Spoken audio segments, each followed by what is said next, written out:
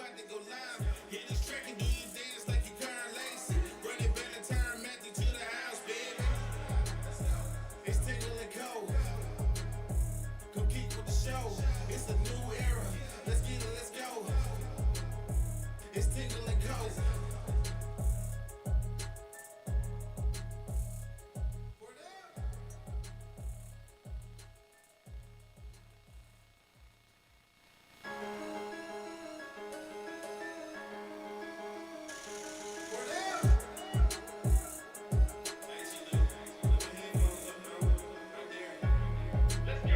It's Tingle and Co.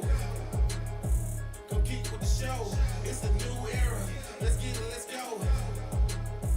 It's Tingle and Co. What up, Lloyd? What up, Lloyd? You can call me him. I'm Shaq Dixon in the whip with them RPMs. Gotta pull up to the chat and shit out to them. Not trying to ball like big folk, then get out the gym. Monday through Friday.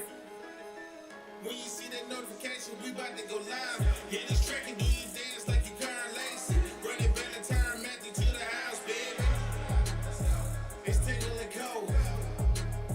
Come keep with the show. It's a new era. Let's get it, let's go. It's Tingle and Co.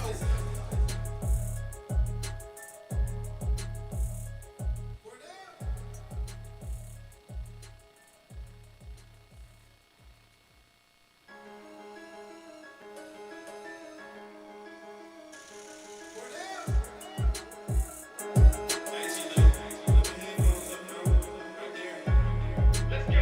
It's Tingle and Co. Come keep with the show. It's a new era. Let's get it, let's go. It's Tingle and Co. What up, Lloyd? What up, Lloyd? You can call me him. I'm Shaq Dixon in the whip with them RPMs. Gotta pull up to the chat and shit out to them. Not trying to ball like big folk, then get out the gym. Monday through Friday. When you see that notification, we about to go live. Hit this All right, good morning and welcome in here on this Wednesday morning as we are live from our Southern Regional Medical Center studios. Shout out to the team here at SRMC as they house Tingle & Co. brought to you by FANDUEL. FANDUEL brings you our show every single day. Make sure you go to the website, download the app. I'm opening it up now. Yesterday's Tingle & Co. parlay, it was 7 legs. We went 1 for 7. The one shot of the octopus. was not our strongest. Congrats to outing. Noah on Thank his you. leg hitting, the only leg. Thank you. Thank you. You're welcome. We obviously had a lot of picks in for the Thunder and the Spurs last night. The Thunder get the win to make it 3-2 as they head back to San Antonio there in the Western Conference Finals. But everybody in the chat, everybody in the studio, good morning. How are we doing? Excellent, sir. Good morning. Good morning. Good morning. Good morning. Everybody doing all right over here? Doing well. Yeah. Great.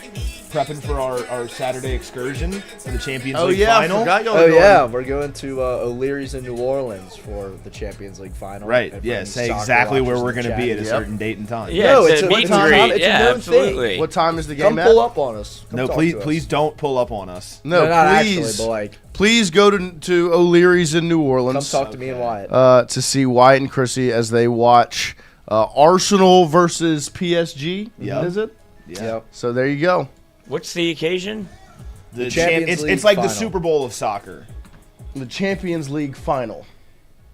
It's Their the one- team, Arsenal, and our team is in it. versus PSG. They park the bench? Nice. Park the bus? Park the Nope. bus. We do that. PSG. Yes, Arsenal does that. Yeah, we do that. It's Paris Saint-Germain. There you go. Who plays for them? Thierry Dembele. Henry. Dembele, Kvaratskhelia. We got Doué. Martin Shkreli? Doué. These are all ringing. Yeah, there you go. These are all ringing bells. Vitinha. Did Marquinhos. somebody play for them that was relatively Mbappe popular? did. That's who it was. Mbappe. Messi and yeah. Neymar play for them. David Beckham back in the day. There we go. Well, it'll be an exciting Saturday for you boys. Of course. Yes. And you as well. You're going to be there. Wearing Dude, a I PSG should Oh, shirt. yeah. show up in a PSG jersey. Yeah, there you go. Might just pop in as a Hater. hater. I do love to push back a little bit. I was telling Wyatt Yeah, the you story. do. There you go. When I was in Houston for an Astros playoff game, ate at a sports bar before the game to watch LSU Missouri 2023. That was only on one screen. The rest of the TVs were Texas, Oklahoma, and we're in Houston, so it's nothing but burnt orange in that place. And I decided every time something good happens for Oklahoma, I'm going to cheer, and they were not happy. And that was the Dylan Gabriel to Nick Anderson. Game winner. Shout out. Yeah, there you go. Throw him up. It will be annoying if they do score the other team and you are like celebrating. They'll actually I joke about it, but it will make me. I respect that you're doing it because it's gonna bother. I don't care. It's gonna bother him. Oh, it's gonna so get you're not a real which is fan. hilarious. So you're not a real fan. Okay, see how it is. It's just I know he's not actually cheering for PSG. He's trying to do it to get under our skin. Obviously. So I'm not going to let him get under my skin. But see how intelligent my people skin will be think? a lot easier to get under pause if we go down a goal. Okay. Yeah, that's Pause. gonna piss me off. You have to There you go. practice It's all your right. stoicism. It's all right. This will be good practice for you to be able to keep a cool head for Oxford in September. Speaking of Oxford in September, Lane Kiffin spoke with the media yesterday as they are at SEC meetings. He had a press conference in front of the SEC media yesterday as he spoke about a handful of different things. Coach O choosing LSU over Florida, the Ole Miss game, talking about Ole Miss in general, and it seemed as if maybe another head coach took a bit of a shot at LSU's head coach. We'll play a couple of those sounds because at 8:40, in about 25 minutes, Jacques Doucet, the sports director over at WAFB, will join us live here to talk about the Tigers. And we will also at 9 a.m. have Rohan Davey get in here to talk some ball as well, as it is officially talking season. And like we said, the LSU head coach was on the microphone yesterday. Big moves have been made. It'll be fun to talk to JD about Coach O's return, of course, as well as Rohan Davey, to see what the returns are, because Ro obviously has very good relationships in the high school football recruiting ranks. And so he'll be able to really get to know what the vibes are with the return of Coach O. But let's start with some sound bites from Lane Kiffin. I want to start with this, him talking about Coach O. Of course, that's the big news over the last week, has been the return of Ed Orgeron to Baton Rouge, as he's officially going to be wearing the purple and gold and those three letters once again as the special assistant to recruiting and defense for Lane Kiffin and LSU. And like we said yesterday when we talked to Zach Nagy, if you didn't see that, go check it out. It's a steal of a deal. I think that's one thing that goes under the radar about the whole thing, because it's very exciting that he's coming back. But you got him for a 1 year, $100,000 contract, which is nothing. When the last time he was employed by LSU, it was what, $8 million a year? Yeah. I mean, it's so quite the deal that you're getting one of the best recruiters ever on. Here's Lane Kiffin talking about the decision to bring Coach O back to Baton Rouge and why it was maybe the perfect time. It's a unique situation because having known him from before and working with him, and then he was already living there. You know, he moved back up there, and so it's something we had talked about a little bit throughout it, and it just seemed like the perfect time to bring him back. You know, and we talked for a number of days about it and to figure out exactly what it was, and I feel awesome about it because I feel the comfort of having him on the staff. Shoot, 17 years ago, we was here as the Tennessee coach, and knowing that when he's on your staff, certain things are taken care of. He's not in that same role he used to be, but to bring him back to LSU and the expanded number of people to recruit, that can go on the road, that's a tremendous value anywhere, let alone in the state of Louisiana. So I'm excited about it. It's a unique situation. And obviously, when we spoke about the return of Ed Orgeron and his job title, Special Assistant to Recruiting and Defense, and we spoke about it with Zach Nagy yesterday, like the defensive part can't be forgotten about. Like, he will have a role. He'll be in those rooms. He'll work with guys like Richard Anderson, Lamar Brown, who he has great relationships with already. He will be a part of that. But I think we all know the recruiting aspect is the biggest piece of the pie. When you bring Ed Orgeron in general, the recruiting aspect is his number one talent, his biggest resources, his ability to go and recruit. Like Lane said, anywhere, but especially the state of Louisiana. And I love the word that Lane used when he said comfort.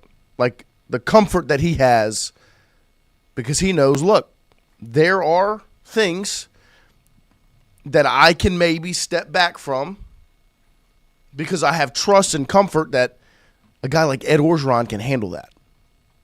Certain recruiting calls. Because Ed Orgeron's voice, although he's a special assistant, right, and not a titled coach, he's essentially a recruiting analyst, his voice still carries the same weight as a head coach.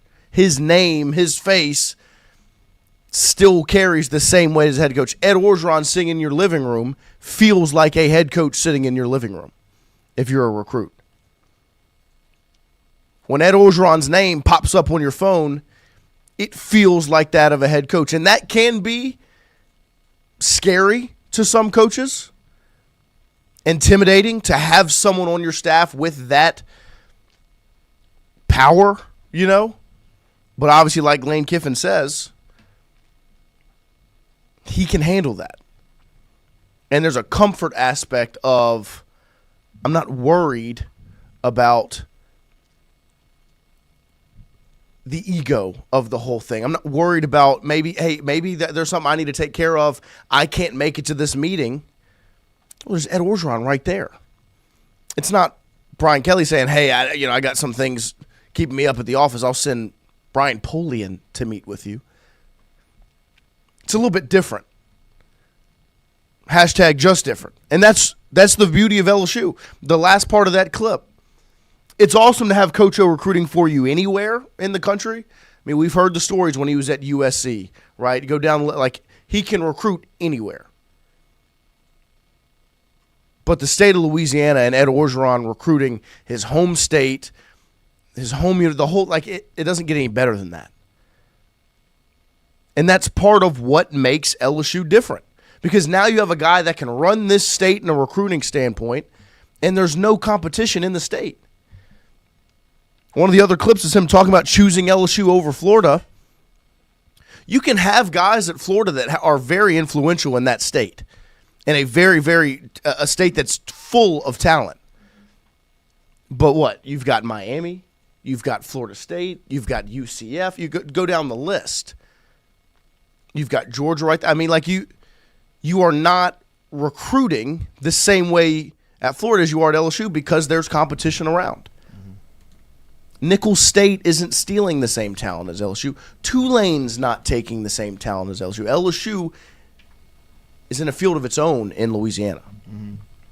Go ahead. It's such a refreshing mindset to see Lane Kiffin because the last two coaches have not worked. Well, I won't say Ed Orgeron didn't work out, but he got fired. Right. And I think him and Brian Kelly got fired for two kind of separate reasons that were opposite ends of the spectrum.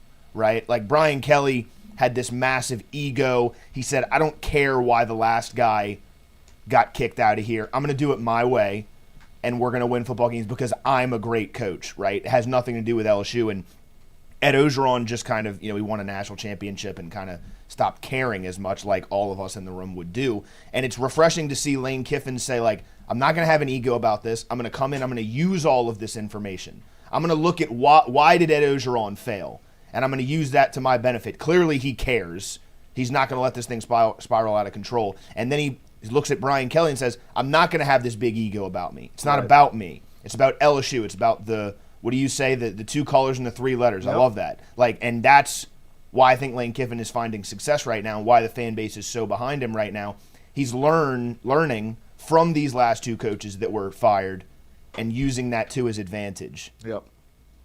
And that's the beauty of, like, that answer, the marriage now, where it is Lane Kiffin at LSU. It's Ed Orgeron back at LSU recruiting for the state of Louisiana. Lane could bring Ed O to any staff he was on, right?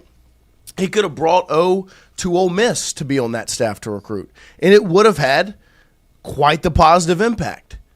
Nowhere near the impact it makes with him at LSU. Mm-hmm. I want to play the clip of Lane talking about his decision to choose LSU over Florida. I remember back in October, November, when all of this was happening and the conversations were had. And a lot of our opinions, the prevailing opinion was Florida is not on the same level of a job as LSU. And had Lane chose Florida over LSU, it maybe would have been a punch in the mouth. And you would have had to look in the mirror and go, maybe we're not as good of a job as we thought we were. Mm-hmm. Maybe Florida is up to that level. Because in my opinion, they weren't. Like it's not comparable. And I think you found that out with Lane Kiffin having all the options in front of him. He chose the best job. Because there were pitches that you could have made to the other two places, whether it be Ole Miss or Florida, that LSU can't make. The whole family thing, all of that LSU was the odd man out. But that's the job that won because it was the best job. And here's Lane Kiffin talking about why he chose LSU over Florida. You know, Lane, there was a lot of connections to Florida when they were pursuing you. Family, you know, proximity when growing up a little bit. What ultimately kind of did you like better about it? Why did you not choose to go to Florida? Well, I mean, that's a hard question. I mean, a lot goes into decisions. They got a great program, and it really was not about that. It really was about LSU and the belief I had in what we do at LSU and just how it fit, the timing of everything, and so it really wasn't about any other program. It was just specifically about LSU. How challenging was the decision? I know your family visited. Layla's father, obviously, relationship with Spurrier, all those things. Yeah, I mean, there was a lot that went into it, and a lot of conversations, and amazing program with great tradition and history. So just weighed everything out and made a decision. And you're not going to please everybody in decisions, and that's impossible as it obviously has played out. But at the end of the day, I went through all kinds of different things, a number of different options, and we made this decision for the next chapter. And, I said it the other day to somebody, two things can be right at the same time. They both can be true. You can have had a wonderful experience, and everything you said about those 6 years were, you needed Oxford and Ole Miss more than they needed you. And that can totally be true. And then you can choose a new challenge and go to another place. And so both those things are true. He laid out all the details, the options. He looked at everything from a bird's eye view, and the job he landed on was LSU. When there were other reasons to go to other places, but ultimately it came down to a career choice. That's what our discussion's been the whole time. There's been pushback on his move, the decision to go to LSU, and make the decision to leave Ole Miss and choose LSU. It is a career choice. I loved the answer where he said, look, two things can be true at once. Because you can appreciate what Ole Miss and Oxford have done for you in your career, which he does, right? He appreciates the difference they made, the growth he went through as he was the head coach of Ole Miss, because he wouldn't be in the position he is now as LSU's head coach had it not been for the 6 years he spent in Oxford. He had to grow and become more mature. That's why LSU didn't hire him in 2021. That's too big of a risk at that point. You hadn't seen him actually develop as a head coach and see what he could do and grow up, essentially. And you couldn't follow the way it ended with Edo with the risk of Lane Kiffin. That's why I always understood the decision not to go after Kiffin then. Not saying Kelly was the right choice. I understood the thought process behind it not being Kiffin. But then what you witnessed was over a 4 or 5 year span since then, the growth of Lane Kiffin. There were bumps in the road. Kentucky in 2024, LSU, Florida in 2024. But then 2025, you saw the growth, the final chapter. And so he can appreciate what transpired in Oxford, the growth, the development as a coach, as a person, as a father, but also understand there's a next step from here, right? That's the part I feel like gets lost in translation. Are Ole Miss and LSU both in the SEC? Yes. Are they both teams that can make the college football playoff? Yes. Did Ole Miss do it last year? They did. LSU is a job upgrade. It is a promotion. We cannot misunderstand that it is a step up. So he can appreciate the growth and development that he was able to undergo in Oxford, and also understand, while I appreciate what I was able to learn there, it was time for me to take the next step. We've all gone through that. If you've ever spent time at a position working somewhere and left under your own terms to take a job promotion elsewhere, that's all this is. I appreciate what I was able to learn for the 7 years at that job. It developed me for the next step, the new challenge. Well, that's why you take a job like Ole Miss, is to get yourself ready for this one-of-one type of college football job that Lane Kiffin so clearly has always wanted to be in, whether it was back in the early 2010s when he went to USC and now at LSU. That's why you go to Ole Miss, is to prove yourself. I can do this at Ole Miss with maybe a little bit smaller funding, not as good of a recruiting ground, right? It's tougher to win at Ole Miss.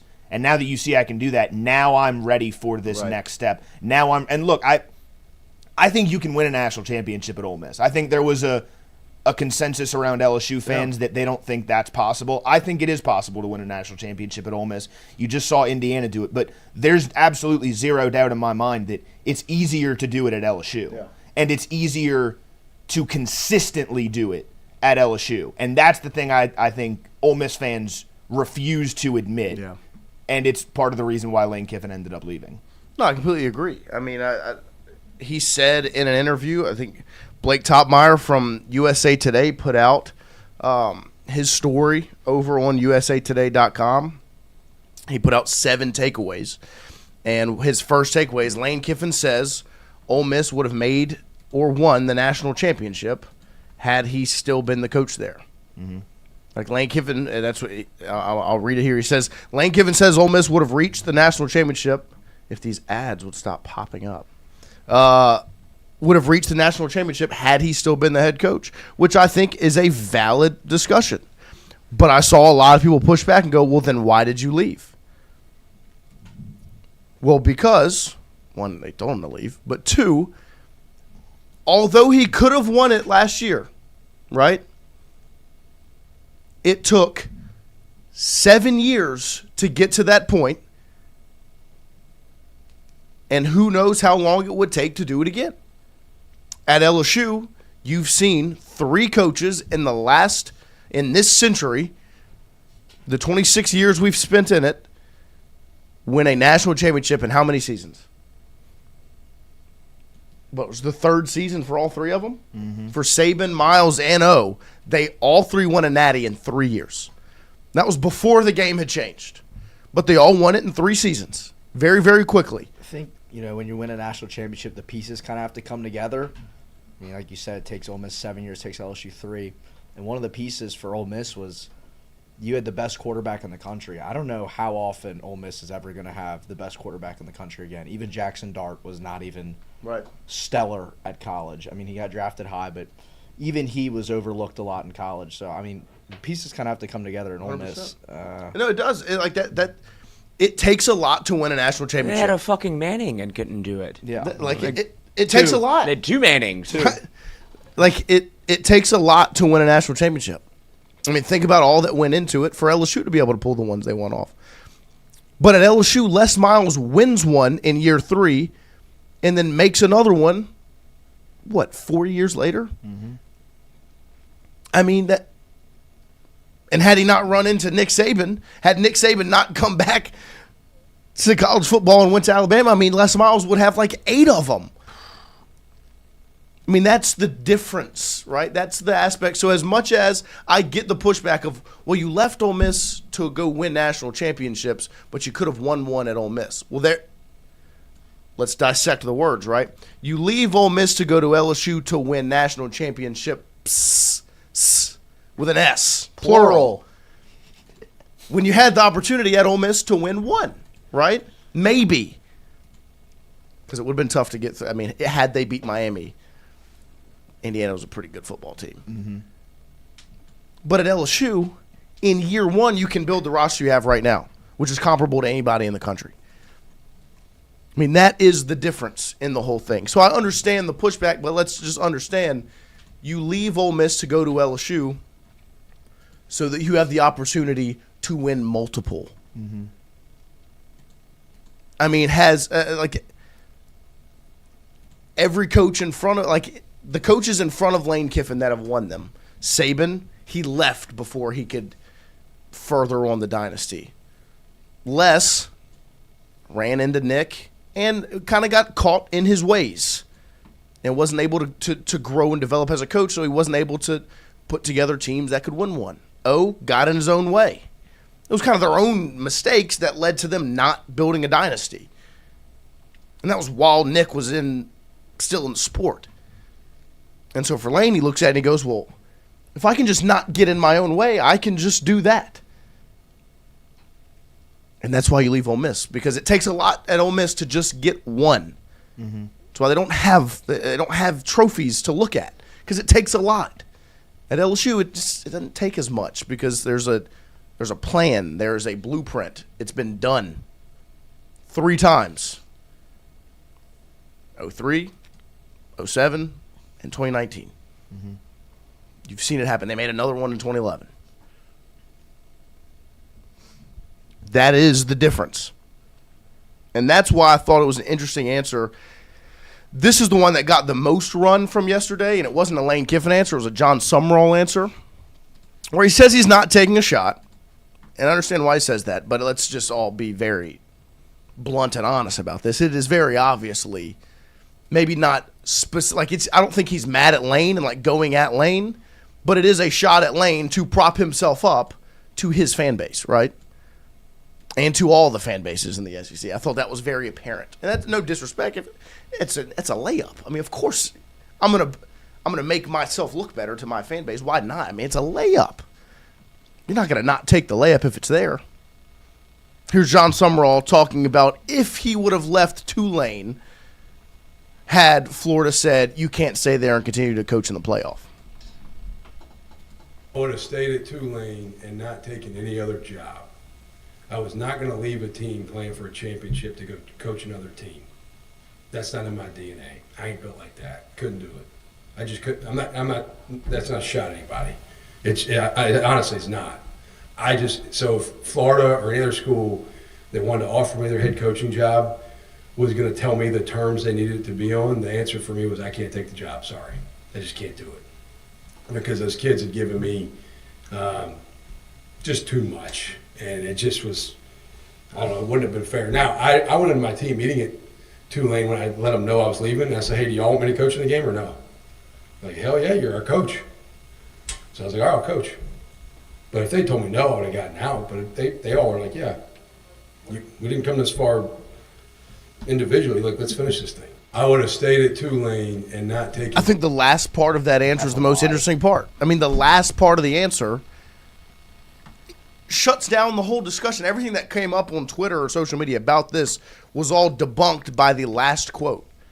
Had Tulane told me to go, I would have left. So this whole discussion of John Sumrall is just a team, and this is not a knock against John Sumrall. I appreciate what he did at Tulane. I think he's a good football coach. But I do want to just set the record straight. What he said at the end was exactly what transpired in the coach that he was taking a shot at or not taking a shot at. What he said was he didn't want Florida to set the table and go, hey, you can't continue coaching there. Okay, well, let's look on the flip side to LSU. LSU was very open to Lane Kiffin finishing it out at Ole Miss, allowing him to do what he felt he wanted to do or needed to do. LSU was going to let that happen. Now, is that the best for LSU? No, I think LSU getting him to Baton Rouge as soon as possible is what's best for LSU. Because he was able to get there early, get there for early signing day, get Lamar Brown, Richard Anderson taken care of. Who knows what would have happened had he stayed in Oxford. But LSU was going to let him. And so they're in the same spot so far. The difference in that it's not in my DNA whole thing. Like, I get what Summerall is doing. I do. This is not a knock against him. I understand what he's doing. It's a layup there to prop yourself up to make yourself look better. I get it. But at the end, this whole discussion that transpired on social media about this completely gets shut down. Where it's like, look, there's a coach with some respect. Not like dirty old Lane, sneaky snake Lane. Well, let's set the record straight. What Summerall says is if Tulane told him to leave, what would he have done? Leave. He would have left.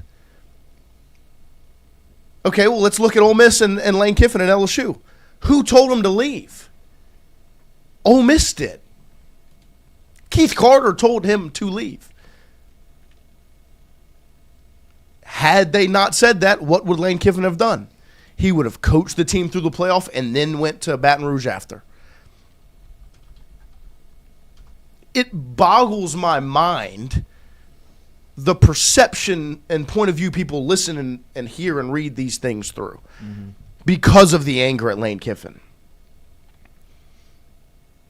Like, because you're so mad that Lane left Ole Miss and went to LSU, your response is, well, look, that's a coach doing it right. Even though he's laying out the same exact scenario except one detail. Keith Carter told Lane to leave. Tulane didn't tell Summerall to leave. And I'm not saying Keith Carter's wrong in that. I get it. I wouldn't want Alabama's sitting head coach to still be coaching LSU if that had been the case. Like, I get it. But at the same time, don't just crap on the man when it was your decision. And I get what Summerall's saying, where if Florida had said, look, we don't want you to coach them, he'd have been like, well, then no, I can't do that. But that wasn't ever a scenario put in front of either coach. And I also just don't believe it. I'm not saying he's a liar, but let's just be open and honest here. If a very obvious job promotion, which Florida from Tulane is much more of an obvious job promotion than Ole Miss to LSU, is sitting there in front of you and giving you the opportunity to be an SEC head coach, you're going to say no? I'm not saying he's a liar. He will never know. He never had to face that situation. So there's two situations that never occurred because neither new job told the coach to not finish it out at the other place. The biggest difference was one school told their coach, you can't keep doing it here. The other one told him, ride it out. Lose one more game. No offense to Tulane, but that was the case. We have Jacques Doucet joining us here, the sports director over at WAFB, who does a great job over there and joins us every single Wednesday to talk some ball, and we always appreciate him making some time for us. We saw him out at the Island Golf Course in Plaquemine last Monday, and then, of course, he makes his way here on the show every single Wednesday. JD, good morning. Thank you for joining us. Hey, good morning. Noah, how you guys doing? We're doing well. How are you, sir? Pretty good. Just taking a break from the not so rigorous workout this morning, going to Orange Beach later today to get away for a few days. And there we go. It's all good here in Baton Rouge. A little quieter than usual. Certainly a weird feeling on Memorial Day to not be gathering with the LSU baseball team, watching the NCAA tournament and saying, oh, we're a top 8 national seed and we'll host the regional and then we'll host the super regional if we win and lay out the path to Omaha. It was very quiet on Monday. LSU softball is now over after reaching a super regional. So it's funny, last year I looked it up. By the time LSU celebrated the national championship at LA Box Stadium, it was the 25th of June. So for local sportscasters like me and Cauble and Brian Holland and everybody else, that's a whole month ahead of no LSU baseball content that we had a year ago. So we're going to have to get a little more creative. Maybe I should go interview Lane Kiffin's son. Oh, I did that. Okay. Well, and it was excellent. It was excellent. Yeah, thank you. I appreciate it. Real gracious kid in the interview, very polite.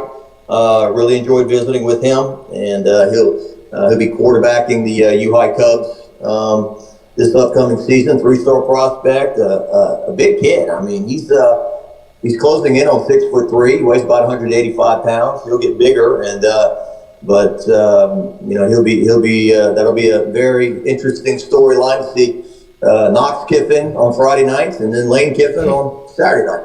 Yeah, it'll be a fun football season for sure. And like you said, I mean, talking season is now upon us. Now that LSU baseball is over and it is officially the off season. But LSU has kept us busy, as there was an announcement came through the wire last week that they're bringing Ed Orgeron back to LSU to be the special assistant to recruiting and defense.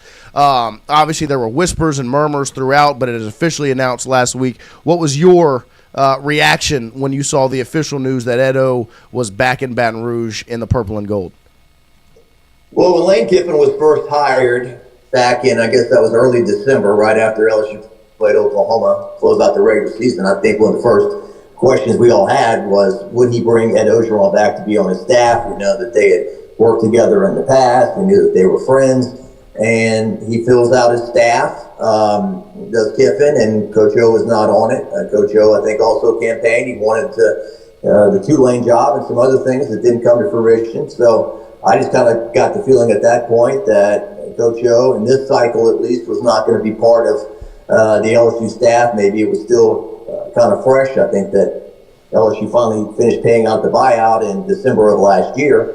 And then you're sitting at your desk, I think it was May 20th, and the email comes across that, hey, he's going to be on the staff. So quite honestly, I mean, with the baseball season we've had and whatnot, it was probably the story that put the most pep in my step and kind of excited me that we've had recently. I think it's, from a media perspective, it's exciting to have Coach O back on the staff. On one hand, I said, we were chatting the other day. I said, well, this is like one of the greatest deals ever to get a guy of his caliber to coach defensive line and recruit for $100,000 a year. And then I said, well, maybe not. They just paid him $17 million to do nothing for the last 3 or 4 years on the buyout. But I think that one good thing about it, or there's a lot of good things about it. This is the only way in which something like this could work, because any other coach looks at Coach O and knows how popular he is with some people and would say, this is going to be a distraction. I don't want this guy on the sideline. I don't want him around, and although I don't think this is ever going to happen, but, the second you struggle and lose a game or two, there's going to be somebody that's going to say, well, put Coach O back as the head coach, like 2019 would happen all over again. And so, but Lane Kiffin is the one guy that it would work with, and Coach O is the one guy that it would work with. I said last week, there is no way on God's green earth that if Brian Kelly was at Notre Dame, went 15-0, had the greatest team of all time, eventually got fired, would he ever go back and work at Notre Dame as an assistant coach? It just wouldn't happen. But I think one thing that's endearing about Coach O is he's not pretentious. It gives him the opportunity to put the purple back on, go into a young man's home, do what he did before when he was the head coach. Recruit to LSU, say this is the best place in America to play. You should be here. You need to come here. I also kind of wonder, playing devil's advocate, does your impact wane a little bit when now parents and the entourages and everybody are just concerned about money, how much am I getting paid? And they don't care as much about the stories of Joe Burrow and Tiger Stadium and some of the other things that LSU has to sell. But I really like it. I'm excited about it. It'll be cool to see him back on the sideline and back around. And it really tells you what kind of era we're in, because in the past, once the coach got fired, you just didn't see him come back. And now, I was joking, I was calling LSU Boomerang U. They Will Wade, come back. Johnny Jones, come back. Ed Orgeron, even James Craig, who, if I'm not mistaken, sued the school after he was fired, is now back on staff. So it's an interesting time, to be sure, and it's an exciting time. It's the ultimate reality show. You don't need the Kardashians. You don't need the Real Housewives of Orange County or one of those fixer-upper shows that you watch. Just watch LSU. It's never boring. And should we have seen this coming, considering everything you just laid out? And then when you go back and kind of read the tea leaves, whether it be the governor talking about, if I were to hire somebody, I'd hire Ed Orgeron. Then it's Lane Kiffin, and you hear him talking about he mentioned Ed Orgeron a lot. coming up to this, like kind of leading up to this moment. So I'm wondering, when do you think this deal was done, and how much of it was that should we have guessed when you say boomerang you? We should have seen this coming as to, because I don't know where else Ed Orgeron, I don't know where else he would coach if it wasn't at LSU with Lane Kiffin.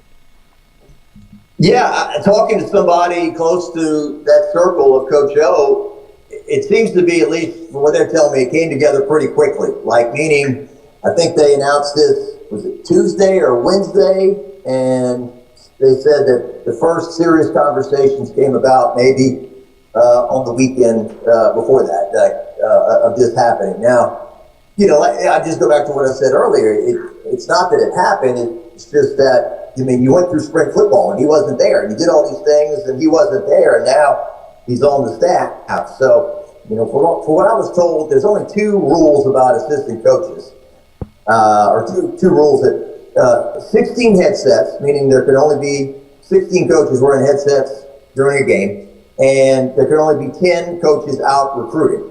Outside of that, it seems like things are a lot more wide open in terms of what the coaches can do and get out and be a part. I remember sometimes getting phone calls from LSU or to please take that video down because there was a guy listed as an analyst who's out there coaching in practice, and you're not supposed to do that. That's going back like 5-6 years. Well, now it's just layer upon layer of staff, and just obviously money, running out of room in football ops to put everybody. But back to your question, I think that it made sense all along. I don't think anyone is overly shocked about it, especially now that Scott Woodward's no longer the athletic director, and a lot of people that were in power at the time that they booted Coach O in the middle of 2021 are no longer there. Verge is still there. He's been there all along, and some other people, but got to clear the way for this to happen. But once again, in late May, I would not have expected that. But from what I heard, they were seeing a lot more of Coach O. Yeah, like you said, the tea leaves of him maybe out there coaching Richard Anderson the other day in a drill. So the return of Coach O, and there's a lot of different opinions on Coach O. I think for the most part, I would say probably 70% of the fan base likes him, even if it's thankful for what you did for us. Thank you for assembling the greatest team of all time, but it was time to go. But maybe they wanted him to be on the staff as an assistant. You still run into some people. I ran to a woman lately. Why are we bringing him back? Why would we do that? So there are some of those people. But I think, I would say that he's probably got about a 70% approval rating from the fan base in terms of being likable, even if people wanted him fired when they let him go. Yeah, especially when the announcement photograph of him and Lane Kiffin was them shaking hands in front of his national championship trophy and his quarterback's Heisman trophy in the background. Yeah, and I was listening with Jordy the other day, Kalana, and he made some great points. Ed has seen the rise and he's seen the fall, and he can tell Lane, hey, don't do that. Don't talk to him. Don't go there. He knows the lay of the land to an extent, and so I think that he can hopefully give him some advice in terms of staying on track and doing a good job and being here for a long time. So the two of them back together, it makes sense. I think both of them in their personal lives have had their share of ups and downs, like we all have, and have learned from different things. One of the things that Knox Kiffin told me yesterday said, my dad gave up drinking. That's not an easy thing for a lot of people. He's a better person now. He's a better dad. He's got clarity. I think Coach O obviously had his share of demons with alcohol and put it down. And so these guys have had the ups and downs of life, and I think it's cool to see them together. And if they can win big, and Coach O's on the sideline pumping his fist, that's great for college football. I think college football is better with Coach O in it, whether he's an assistant, a head coach, or whatever. I think that he is definitely still one of the more recognizable, bigger stars in college football. Who's more exciting or who's more interesting, Ed Orgeron or Kirby Smart? Valid question. I can keep going down the line. You know, it's a kind, and I'm not insulting Kirby Smart. He's a hell of a coach, one of the best to ever do it, and it's got a lot more skins on the wall. But in terms of personality and whatnot, it's hard to beat Coach Hill. There's only one of him. No, I completely agree. I mean, it's pretty cool that LSU will have, essentially a recruiting analyst or a recruiting assistant that carries the same weight as any head coach in the country. And that'll lead right into my next question. With this 2027 recruiting class that's in front of LSU, Ahmad Hudson, Easton Royal, Pop Houston, Albert Simeon, these big-time names, especially offensively in the state and the class that Louisiana has, how big of a deal is it to have Coach O back in the purple and gold recruiting for LSU with all of the players that are riddling this state this offseason? Yeah, I think it registers for the simple fact of, going back to my chat with Rouge.Kiffin yesterday, I asked him about, did you watch LSU growing up, or do you have any opinion of LSU growing up? And he said, yeah, in 2019, I watched that team as we all did, and you think about it, I guess the people that are going to be seniors in high school this year were around 10, 11 years old when that 2019 team for LSU was running the world and had all these star players, top to bottom roster, and Ed Ogeron was the head coach. So I think that means something in terms of, being impressionable and kind of like, oh, this is cool that, the head coach of that greatest team of all time is back and can sell these young men on what they can accomplish and do at LSU. I think it's, like you said, it's going to be a heck of a year in terms of high school football in Louisiana. It always is, but the talent appears to be a tick up, and a lot of great players for us to cover this year and get out and see. And so there's an old saying, you can't run unless you have the horses, but I will say that in today's modern college football, the high school kid is getting hurt. The kid coming out straight out of high school into college, is simply not as impactful as he used to be. The bad news is if you're losing, you're stuck with these players, and then the good news is if you're winning, you're stuck with these players. I mean, it used to be these were your players. They either move on to the NFL. You can maybe run a few of them off and say you're not good enough to play here, but you had to recruit out of high school and develop the talent. Now, with these coaches needing to win now and having pressure, whether they get big buyouts or not, they might take a running back from West Florida who's played some football and isn't green over a kid that's fresh out of high school, or we got to put some weight on this kid and beef him up to be on the offensive line because he's not ready in year one or even year two. I mean, I admire a kid like Bo Bordelon who's in his fifth year and stuck it out and may get a chance to play. Those kind of guys are rare. But back to your point, yes, I think. You hear the recruiting stories about Coach Ogeron. You heard one story, I think it was, even if it's not true, it's story time, right? Jarvis Landry, when Coach O was at USC, something about they landed a plane in the field to try to intercept Jarvis Landry in the middle of the night. Or some kid says, I got a trip to Florida the next morning, I'm leaving, and Coach O shows up at his door at 4 a.m. and says, you're not making that trip, you're coming to LSU. So he will be a relentless recruiter, and that's what he does best. Even when he was the head coach at LSU, he used to say, my responsibility is two things over everything else, recruit and motivate. And those two things to be able to do. Are we being a bit naive to maybe that this might be an actual disaster, considering who Lane Kiffin is or was and who Ed Orgeron is and was? Because right now it's fun. It's the honeymoon phase. But when you really think about the dynamic of all of this, like, who's going to – obviously you have to interview the head coach, but on the sidelines they're going to try to talk to Ed Orgeron too. Like, it's going to be almost like a – look, LSU has had co-defensive coordinators before, but I don't know what this dynamic is going to look like just from a media perspective, because those are two guys that they're going to want to talk to all the time. Well, exactly. I mean, it's my understanding that Coach Kiffin doesn't allow his assistants to talk. I believe that Blake Baker gave a couple of interviews before everyone kind of understood Kiffin's rules, but I don't expect to be seeing, unless in some special cases, I don't think you're going to see an interview with Blake Baker. I don't think you're going to see an interview with Joe Cox or Charlie Weiss Jr. or Chris Kiffin, whoever is on the staff. I don't expect that. That's what I've heard. Now, I don't think you can have a special rule for Coach O just because he's Coach O. Although, I saw him doing interviews last week that were sponsored and whatnot. But then after we all settle in here and we start moving towards 2026, yes, everybody's going to want to talk to Coach O and get sound bites from him and hear from him and just hear him say, "Go Tigers." That's what people want, or the media wants for sure. But I don't know if you can, rules for all these guys and different rules for Coach O.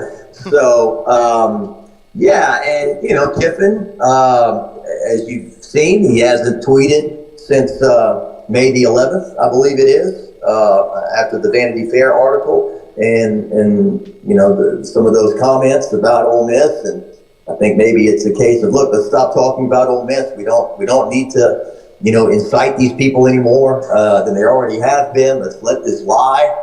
And I was joking. It's a little bit like J-Lo, right? It's like she's J-Lo. Every guy would love to be dating J-Lo, and then they start dating J-Lo, and they're like, well, these are the things you've heard about. It's kind of the same thing.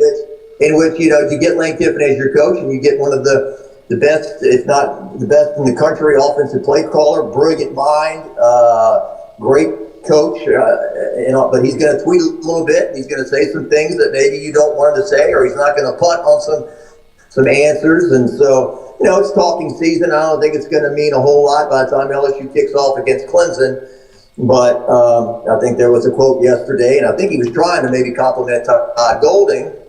Or Pete Golding, what's his name? Pete Golding over at Ole Miss, and say that they would have won the championship if he would have been up in the booth and calling defense and not be on the sidelines. I think he was trying to say maybe that Golding was spread a bit thin, but it comes off as if I would have stayed, we would have won the title. And so those were the kind of comments, I guess, that continue to maybe incite some of the Ole Miss fans that I wish he wouldn't have said anything. But yeah, getting Coach O and Lane back together. I mean, there's some boys will be boys feelings about that, and here, getting the guys back together. But I think that you would hope that they're both mature enough. Coach O is, I think, 15 years older than me. He's 64 years old, closing in on 65, and Kiffin is now moving into his early 50s. So, they've matured, they've learned some things. You think? So I don't know what you're expecting, Lloyd. We'll see, but I understand the sentiment.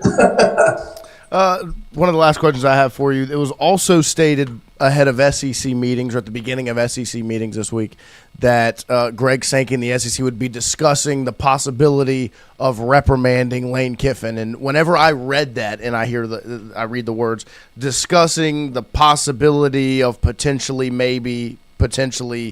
reprimanding, it just doesn't sound like it. Sounds like just we had to talk about it, so we talked about it. We had to put something out, right? When you heard the potential of maybe Kiffin being reprimanded, what was your reaction to that?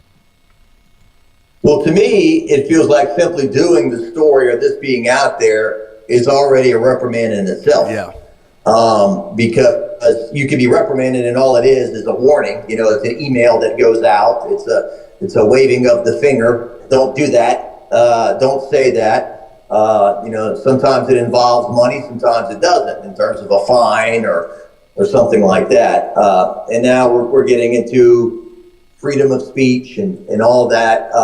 I think that, I don't think it was a good thing to say. Now, it might have been a truthful thing, and certainly I think that that is real in terms of the rebel flag and some of the things that he referenced. I think that we've seen that and heard about that, and I don't think he was lying when he talked about the grandparents and whatnot. When you use the word segregation, it's a powerful word, and if you're Ole Miss, you're trying to distance yourself from the past, and when somebody brings it up, it can be inflammatory. And so if you're Greg Sankey, I think he said something like, we don't give these kind of things out at the podium. I don't know how you handle that exactly. Yeah. I mean, I think there's a lot of gray area there. It's a lot different than finding a team from tearing down the goalpost or rushing the court or rushing the field or those kind of things. This is it's a little bit different, and it's a little bit different than criticizing officiating. That's something you can't do. They fine you for that. This is a lot more gray area in this. So I don't know how they're going to go about doing that, but it feels like just the discussion and this being on the USA Today and this being in the national headlines, it already feels like he's been reprimanded to an extent. Yeah. No, I agree with that 100%. Well, JD, we appreciate you always making some time for us on a Wednesday. I do want to know, how did you play last Monday over at the Island Golf Course with the Rougarou Celebrity Tournament? Oh, well, there was definitely no ringers in our group. Great young guys I played with, great group. We had a nice time, but we did not shoot 15 under. I promise you that. But it's your typical day on the course. You hit a few that, like, dang, those are the ones that'll bring me back to spend 5 hours of my time and hit a bunch of balls in the lake and the water and the woods and whatnot. But no, it's some decent shots. Had a good time. Ronnie Rance and Casey McKenzie, they do a great job with that tournament. It was good content for me to be able to interview Whit Weeks. He was out there. Jordan Seaton, very large human being. He was out there as well. Good to see Coach Paul Maneri. He was there, chatted with him a little bit. Saw Antoine Duplantis, LSU baseball great. I think the all-time leader in hits, if I'm not mistaken, still. And talked to him about his career, talked about his brother, Mondo, my goodness. Talk about one-year wonders at LSU. To be a nationally worldwide phenom, right? Mondo Duplantis. Yeah, it was a great event. Enjoyed being out there, and I think Ronnie's done a very good job with the Rougarou. That's a tough sell in the beginning, but I think he's got more and more fans out there, and the team won the championship last year, and the baseball obviously has ended around here a lot earlier than we'd like, so maybe a few more people make it out to Pete Goolsby Field and support the team. Yeah, we'll definitely be out there checking out the Rougarou. What do y'all have coming up? Like you said earlier, you spoke with Knox-Kiffin. What else do you have going on over at WAFB? Well, John Eads and Kevin Baptiste will be holding things down this week. The Saints have an OTA tomorrow, so we'll be out there covering that.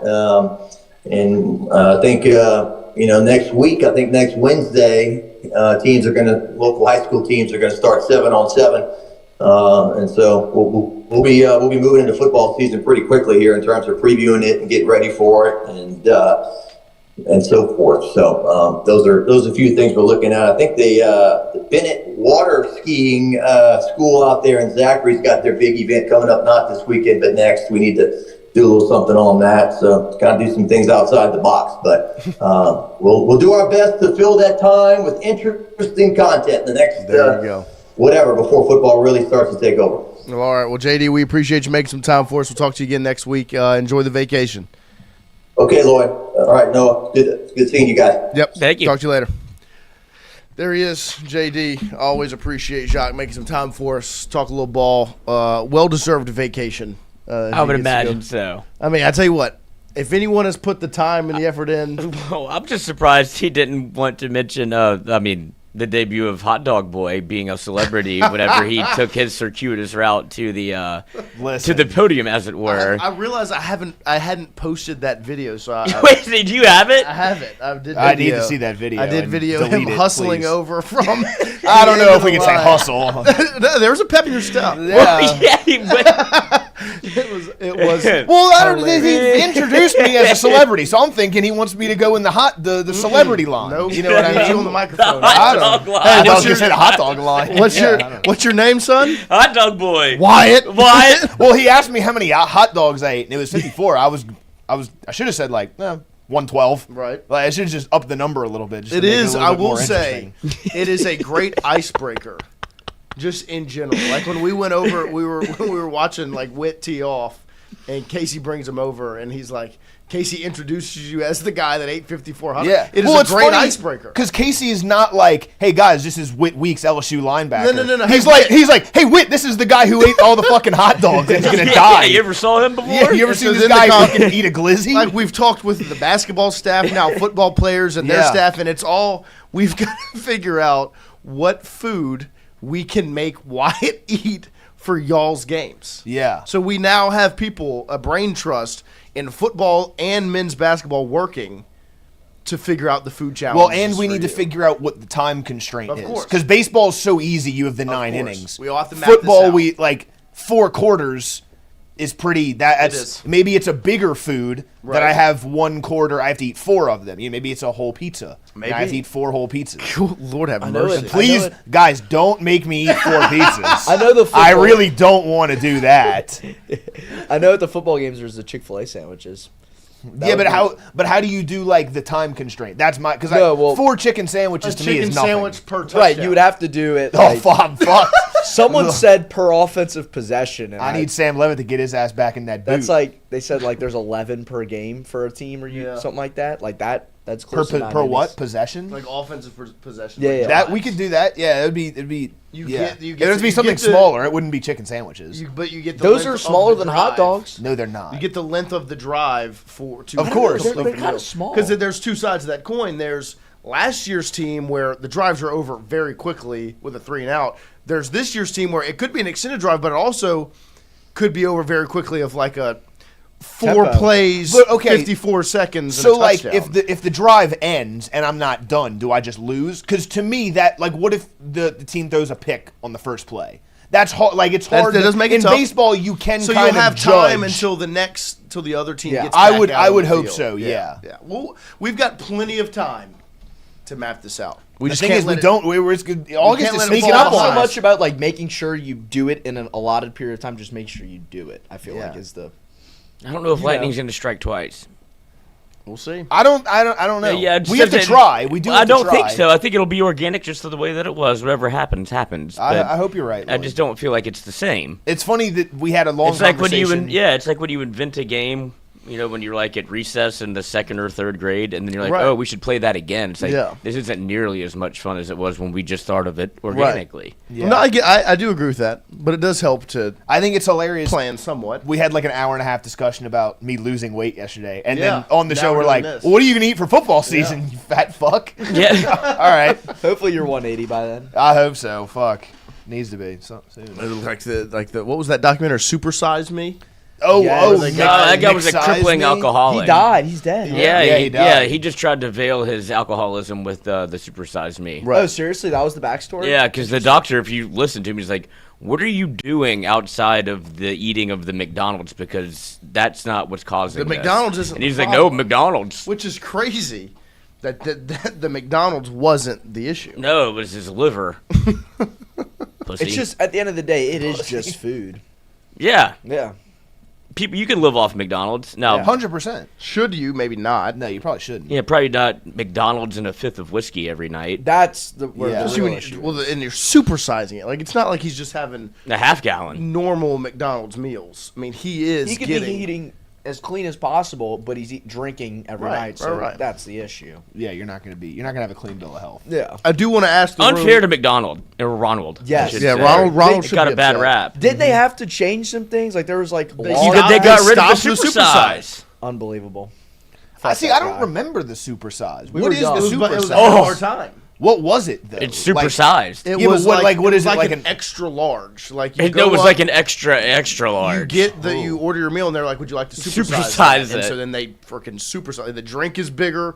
The meat, like everything. Wow, this is probably very beneficial to me actually. Oh yeah. The fact that they took this they got away. rid of it. You But should what thank is this the guy. like? Is it just the drink? No fries. fries? Okay, see that's where because I always Because that's get a what, like large you get the meal and you go like you said large meal. So you go Right. up there, you would order. Say you go, can I get a double quarter pounder, large fry, large Diet Diet Coke? Coke. Yeah. And then they go, well, would you like to supersize that? Which means your fries and your drink are much larger. See, but that just looks like a normal. This is the large 90s. fry. Yeah, but this is like Well, the 90s. portions were less. Yeah, I guess that's true. Well, and the drink looks about. But I get This it. was back when America was America. That dude, that McDonald's has aura. No, Yeah.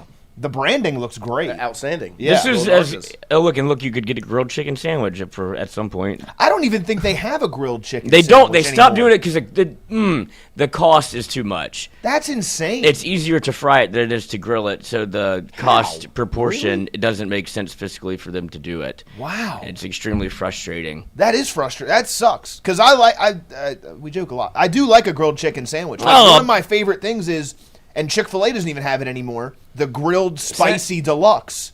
It's a spicy grilled chicken sandwich, and they never have it anymore. Yeah, no, And it's but great. they're basically telling you can go if you're even 1% of health conscious. They're like, nope, can't do Go it fuck for yourself. you. Go, yeah, Yeah. gotta get it fried. Do they even have salads? They used to have salads, Chick-fil-A? I think. They definitely No, do. I'm talking about McDonald's, I don't know if that. I've never ordered They got apple They do? slices. Yep, still have salads. Okay. I do kind of respect it from the But sense they don't of, have like, grilled chicken though. Yeah. That's what's Genuinely. crazy. Sure. I do respect it from the standpoint of, like, you know who your market audience is. Right. We're Yeah, gonna cater McDonald's. to them. McDonald's is going. Listen, fellas, we're not making enough money. Yeah. And so I guess that's let's true. cut out the grilled chicken for the fucking other people that should even be at the yeah. McDonald's Talking anyway. about capitalize. Well, because Yeah. as much as it is a crazy thing to be like, we're just not going to sell Yeah, grilled chicken I thought this anymore, was America. there's probably not that many people who are upset about it. No, I think I'm.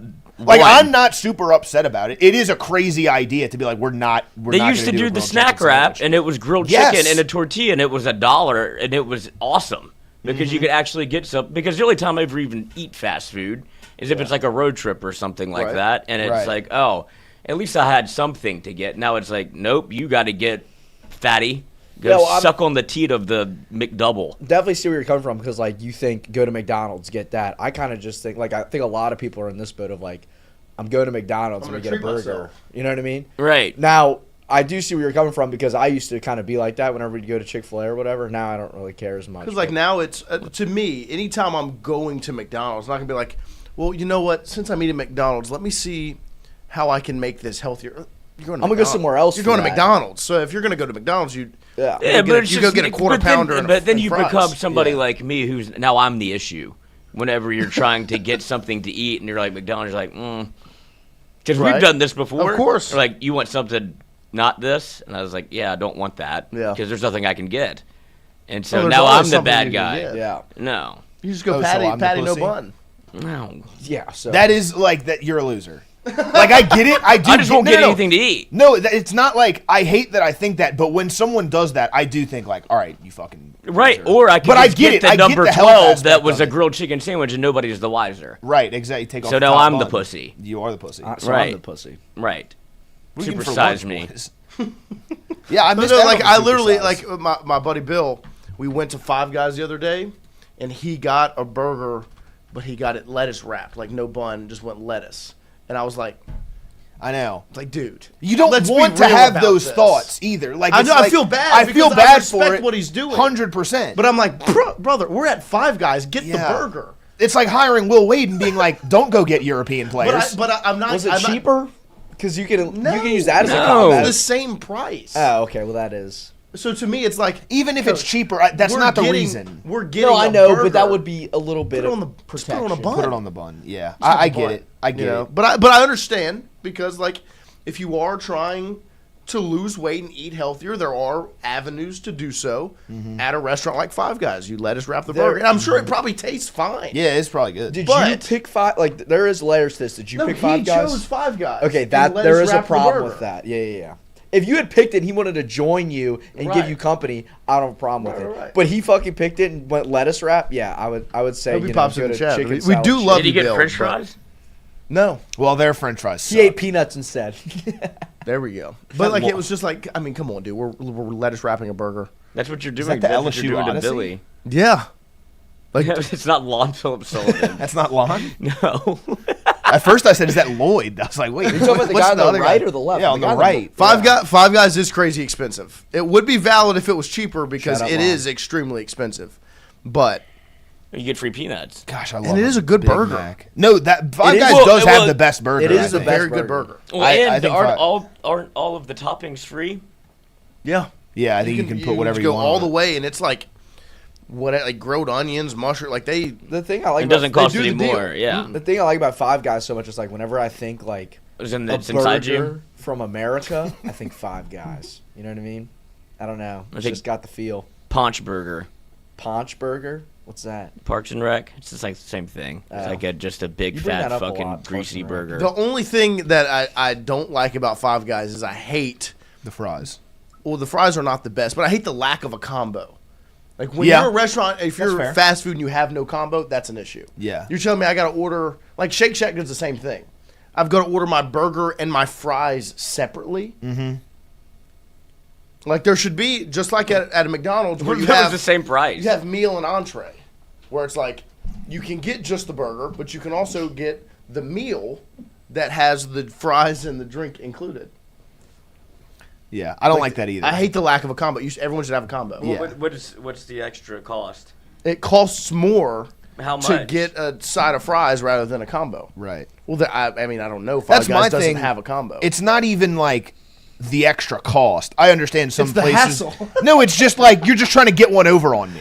Like fuck you. Like just do the meat. Put the Just fries do in the bag. Just do the meal and just put it for the price, If the I same want exact that price pri- it that's would what I'm be. saying. Like If I don't want- care about the if price. I want just the burger, I'll ask Charge for for just the burger. Right. But if I'm ordering, I'm gonna get fries. Just include the fries, even if it is. They do give you a lot of fries, though. They do. Yeah, but they suck. That's why I I had don't to. mind them. I had to hate teach their Christian fries. when we went the last time. I was like, don't ever order a large fry because Yeah, there's no reason. Right. You just get the regular fry because they fill the bag up with fries. Would you not just say one person get fries and we'll all? Of course, but you go regular. You never go large because Right. there's no reason. But now that we're getting one back All right, on all right. Five Guys. I Yes, got we the share menu fries. right here. All right, $9.25 for a regular hamburger. Bacon cheeseburger. cheeseburger, Yeah, $10.95. cheeseburger. Cheeseburger, Bacon $9.95. cheeseburger. Fries. Little fries are $4.35. Yep. Cool. Little Cajuns are $4.35. Regular $5.65. Yeah, large is like $7. It's gonna be around like $17 And with Lloyd's, the drink Lloyd's and the process fries. is right. This is how you do it. You Same go. price. Everyone gets their burger, and you get one regular fry for the table. Right. Because they fill the bag up. I've seen them do it. Like they basically put the cup in And yeah, the cup is ancillary. in the bag, and they just Mm-hmm. dump fries in there. So, but look, we'll have We'll have this discussion. We'll have more. I Rohan appreciate Davey it. get in here in just a short period of time. We'll take a quick break here. We appreciate all of you hanging out with us. Don't forget, every single day we are brought to you by our friends over at AJ Sports Cards, HA Sports Cards. We appreciate the support they've shown us in the first. We're coming up on 1 year of Tingle & Co. I think it'll be next Monday. Will be 1 year, the 1 year birthday. And AJ Sports Cards has supported us should we do? for that entire year. Shave Chrissy's head. And we appreciate August. them. Shout out to AJ Sports Cards for the support they've shown us. Make sure 3348 Drusilla Lane, you head over there. We'll follow them on social media at AJ Sports Cards, 225BR, and AJ Sports Cards on Facebook. We will take a quick break here. We'll come back with more Tingle & Co. Of Rohan Davey in here right after this. They're back in.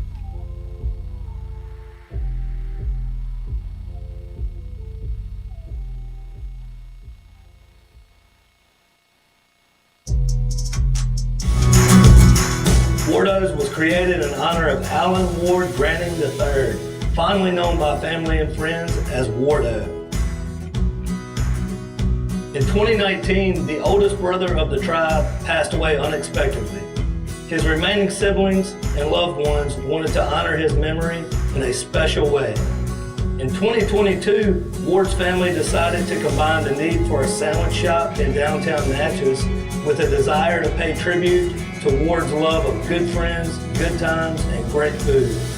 Through blood, sweat, tears, and countless hours of hard work, Wardo's was born.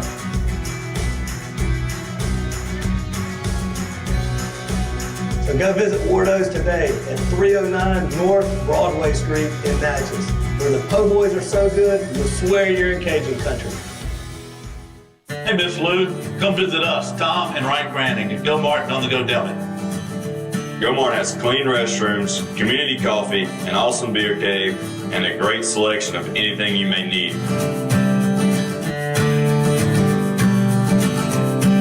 Located at the corner of Highland Boulevard and Highway 61 South in Natchez. Also stop by Wardo's Po' Boys at 309 North Broadway on the beautiful Natchez Bluff. Where everyone is family.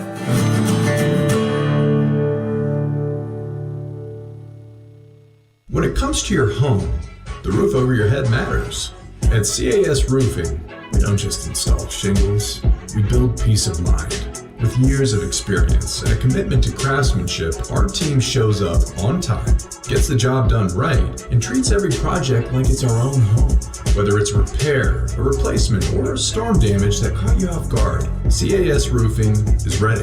We're local, we're dependable, and we stand behind every nail, every shingle, and every promise we make. Because at the end of the day, it's not just about roofing, it's about protecting what matters most. CAS Roofing, built on trust, backed by quality.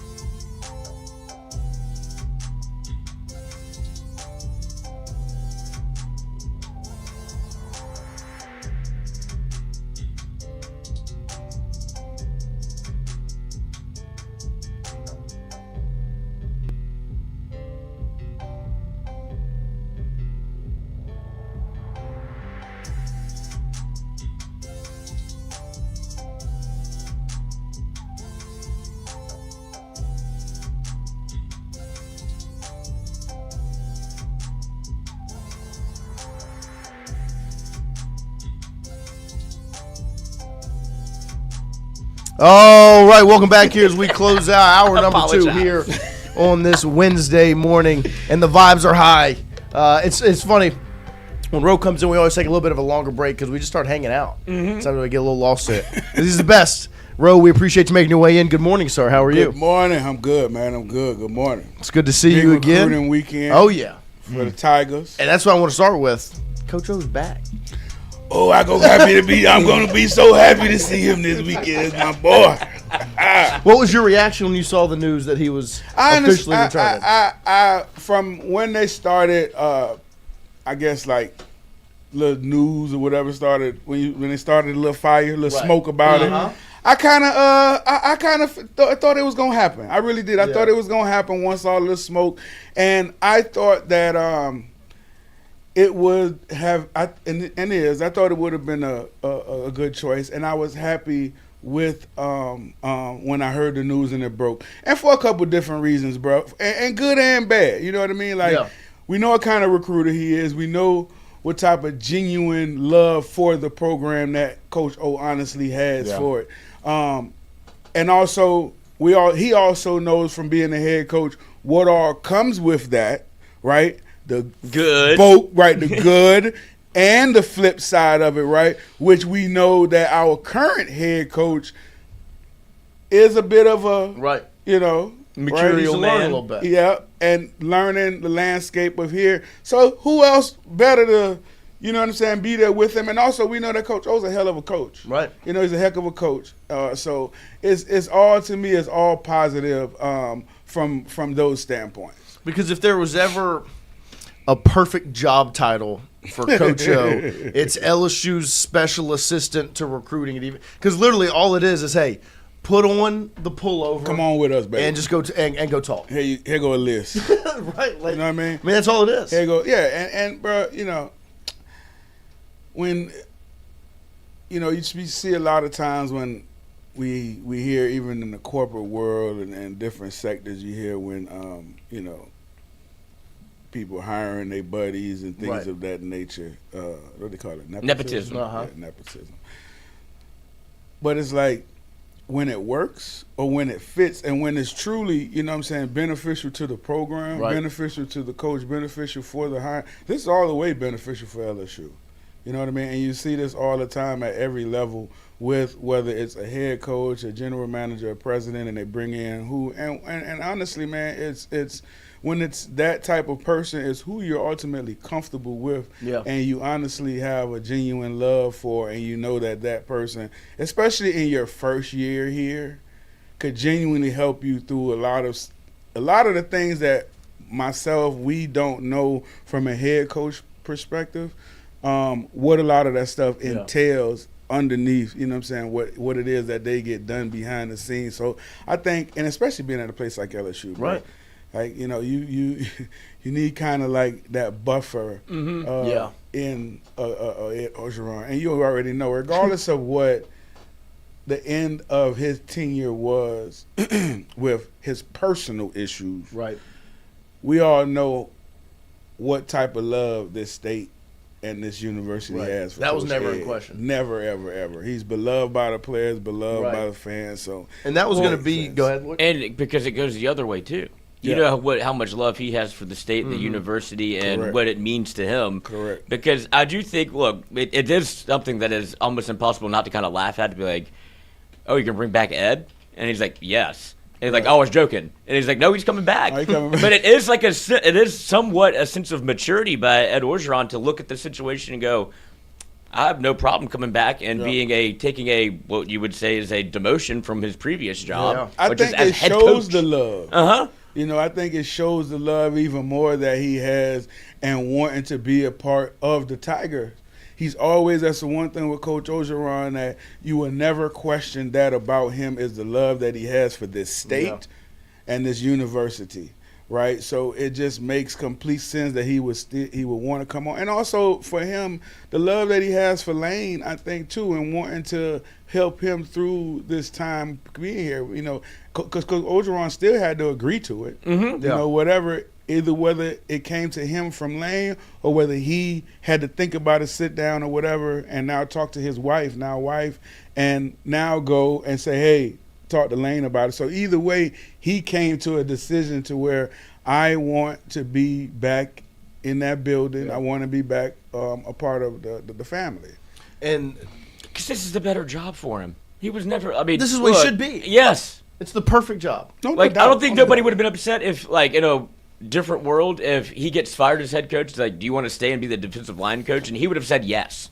It's like, that's not the way the world works. Right. But now you take some time off, and it's like, okay, but now do you want to come back for a yeah. Yeah, in. He gets to run out the tunnel again. He gets to put the pullover back Hey, on. like I say, it's everything. Yeah. It's everything, man. And just because of the history of Coach Ed Orgeron and his history here in the state, his history with the Tigers, you know that after the dust settled, like you guys just said, he now understands that, and his heart, you know what I mean? And that's where it is. His heart is there with LSU, and I'm happy as heck that he's back. And that's why I wanted to ask you, from the former players, obviously you, the guys that you still talk to and communicate with, what was the reaction like just from all the guys, the former players that obviously have been around the program, or even some that were a part of the program when O was here, when O was announced to come back? Some people were very vocal on social media about the excitement of it, but just having a guy that y'all know loves this university the way y'all did and the way y'all do.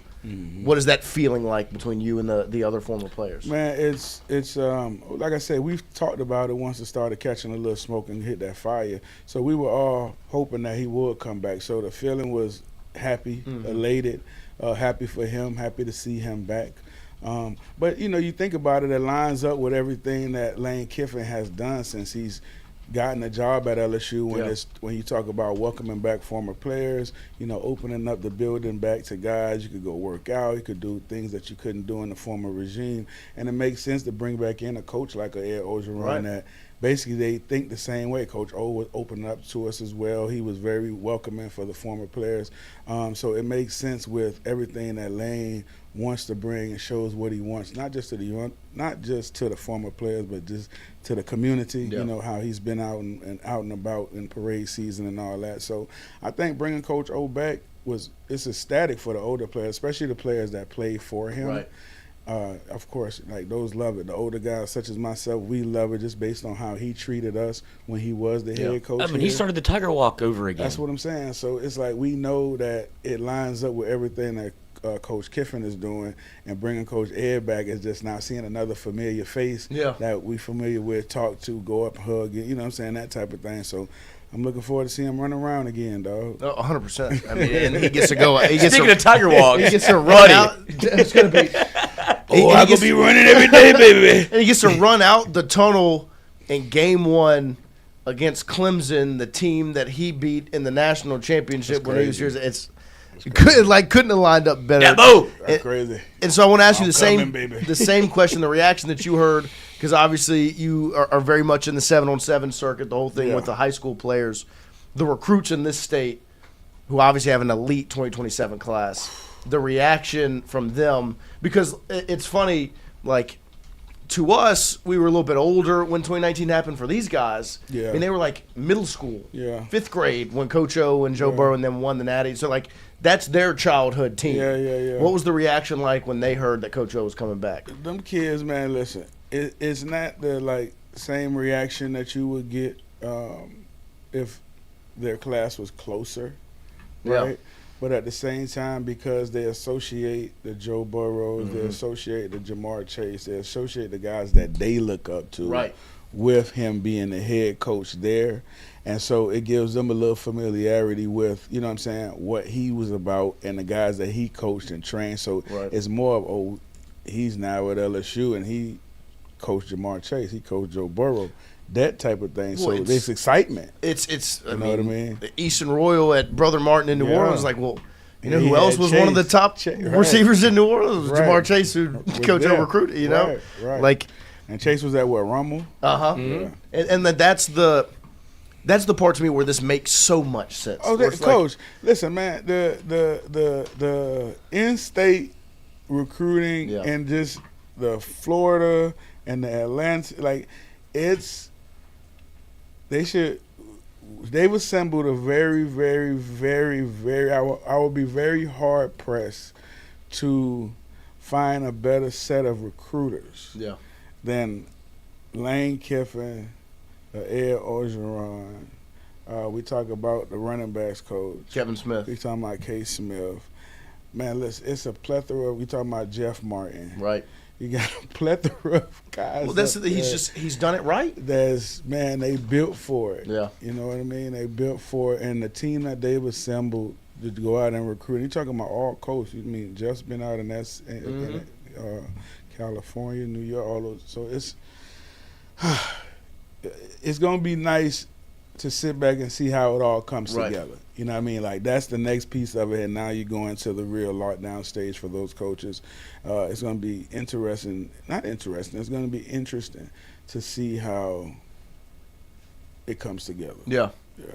Because it just, like we said, I mean, from a Lane Kiffin standpoint, he's done the opposite of what was done before, right? He's brought in some of his guys, especially on the offensive side of the ball, but he held on to the Blake Bakers, the Corey Raymonds, the Jeff Martins, to go down the list of these people that have had so much influence in the state and are a part of what makes LSU different. I ain't even mentioned Corey.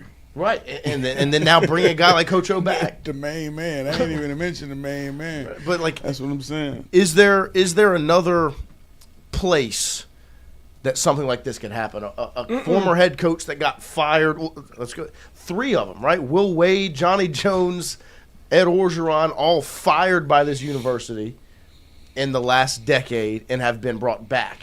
Well, I think the thing with it too, when you dig deeper into, you look into the circumstances of their firing, right? Of them being let go. You look into it, and how controversial both firings were when they left LSU. Yeah. And so it wasn't, to me, especially with Will Wade, it wasn't because you couldn't coach basketball. Right. Right? It was because of that other crap. And same thing with, not the same thing, but Orgeron, it was, some, off the field stuff caught up with you on the field, and then the production, it affected the production of what was going on. So that came to a head there, and they let him. But to me, it wasn't because of these guys couldn't coach, these guys couldn't recruit. Yeah. It was other circumstances. Stuff. Right. You know what I'm saying? Right. So to bring them back, it wasn't like you have in the case of and I hate to use the example, but the guy from Michigan, that you got this affair stuff going on, and this interconnected, and all the university and money and all that exchanging place and all that. Yeah. So it's so much different situations. Of course. With those. And so when the situation, I think, isn't detrimental to where you burnt all your bridges and there's no even a little pathway to getting back, but you still have that pathway. I think it'll always, especially if you're a good coach. Yeah. At the end of the day, we all know what it's about. It's about getting that dub. It's about winning. Right? And raising revenue and money and all that. And all those guys could do that. Yes. Everybody gonna open the door to see a Ed Orgeron coming in, to see a Will Wade coming in. So it's just more gas, man. On the fire. Because from an Ed Orgeron standpoint, like he was talking. He was on a podcast last week with Barstool. He was talking about his reaction to the Brian Kelly, the family thing when he had his first introduction in the PMAC, and he had the fake accent and the whole thing. And he was like, he said he saw it and he was like, "Oh, you're cooked. Like it's over. It's over for him. It's over for him, baby." The one thing you've got to be at LSU, you've got to be real. Yeah, bro. And you can't. And if there's one thing Coach O is, bro, it's Coach O through and through That's to the end. Coach O, bro. And because it's with anything else, dog. Like, you respect somebody that's that way with you. You know what I mean? Especially when you got them overseeing your football program. I couldn't think of two polar opposite people. I know. Ed Orgeron and Brian Kelly, which is why you ultimately Scott Woodward went that direction. He's like, we need to autocorrect. He overcorrected. Right. Then you have that motherfucker come out and you're like, this is not going to work. Like, I think everybody got the same feeling. I mean, it's you come into a place that's full of soul and you have none. None. And you don't even know how to even try to create a way for you to, because you know why you don't want to. Mm-hmm. Yeah. You want them to conform to you when you're coming into their home. That ain't how that shit work, dog. That ain't how it work. You don't come into the house and rearrange the furniture when you ain't putting none of this motherfucker here. Why you hate from outside the club? You can't even get in. Can't even get in.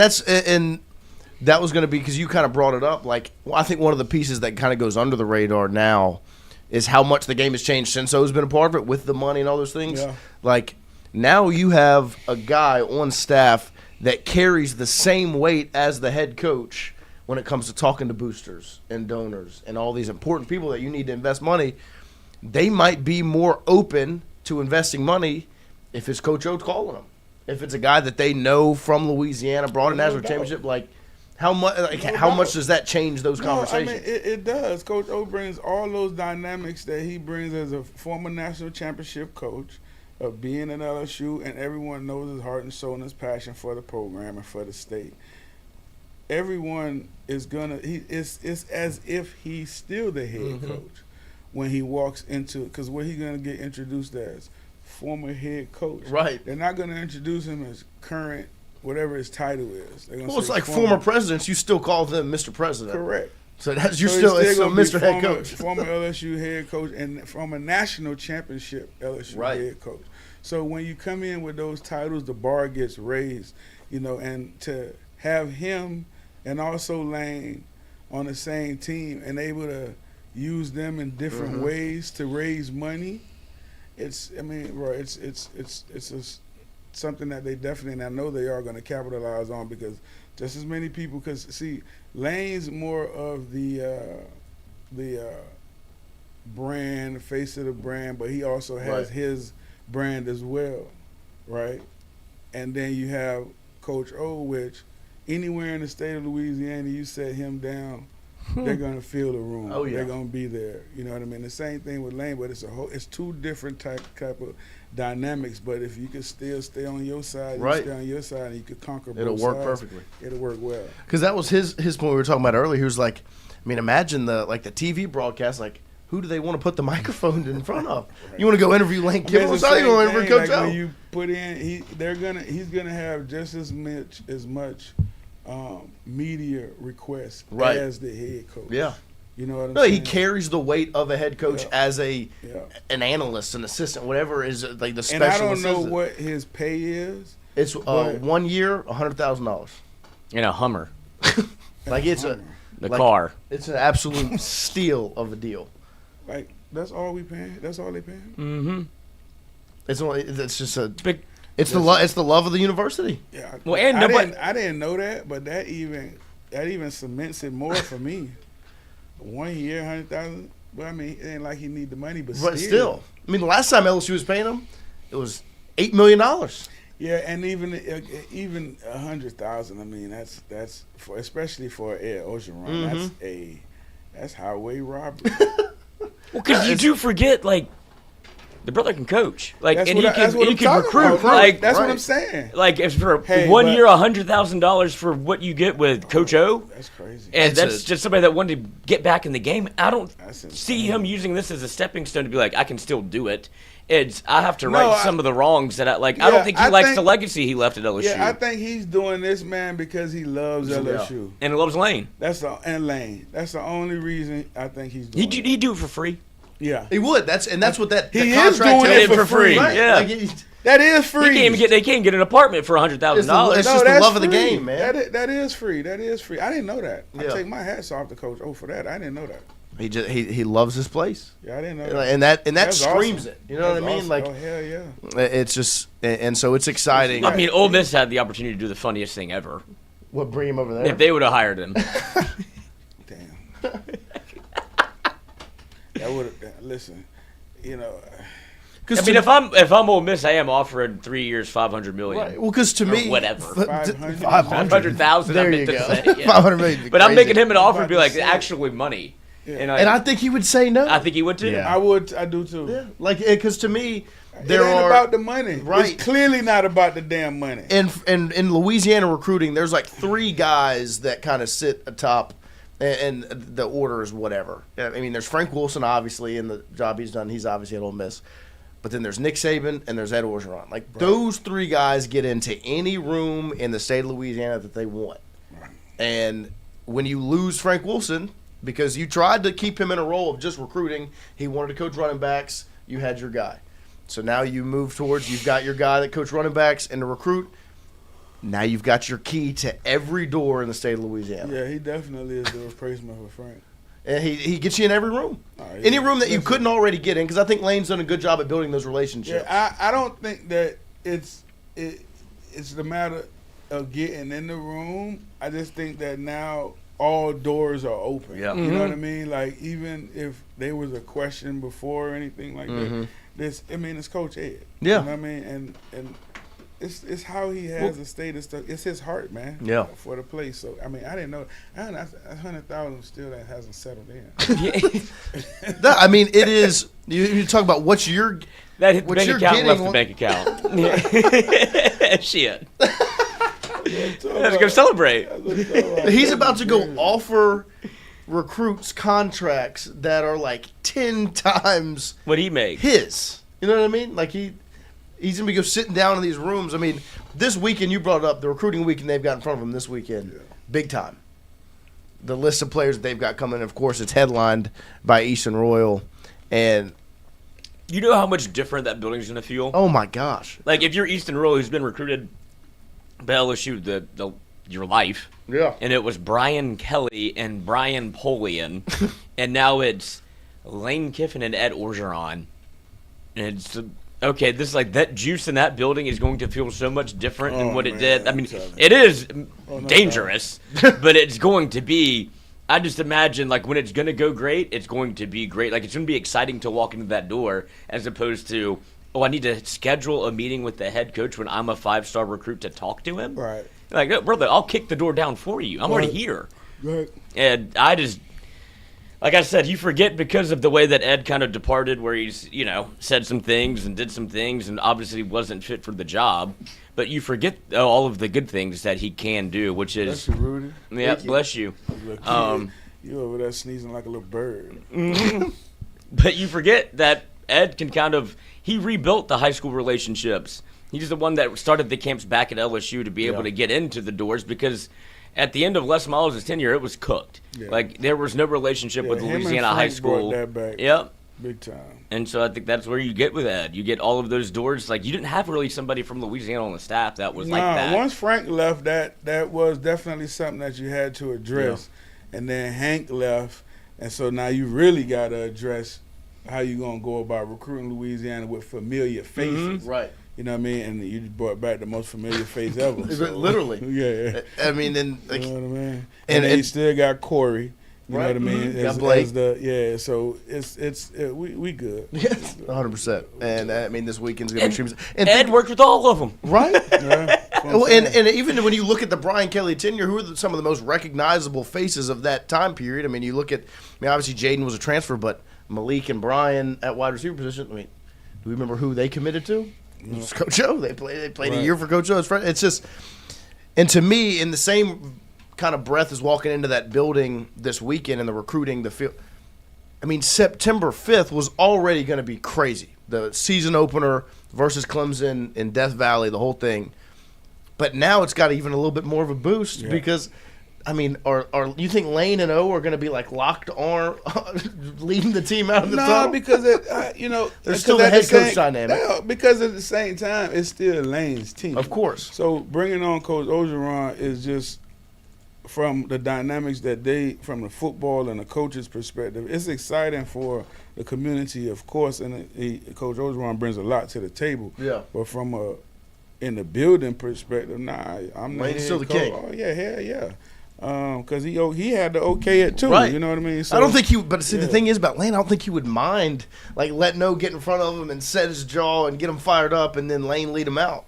No, I don't think so. But I mean, whatever their friendship level is to that, that's and however their professionalism is to that, that's what they'll do. But at the same time, I do believe that Lane wants to know that this is my shit. 100%. Yeah. What do you expect the energy to be like game number 1 against Clemson? It was already going to be blow the roof off the place. Right. I think it's going to be the same way. I think it's going to blow the roof off the place.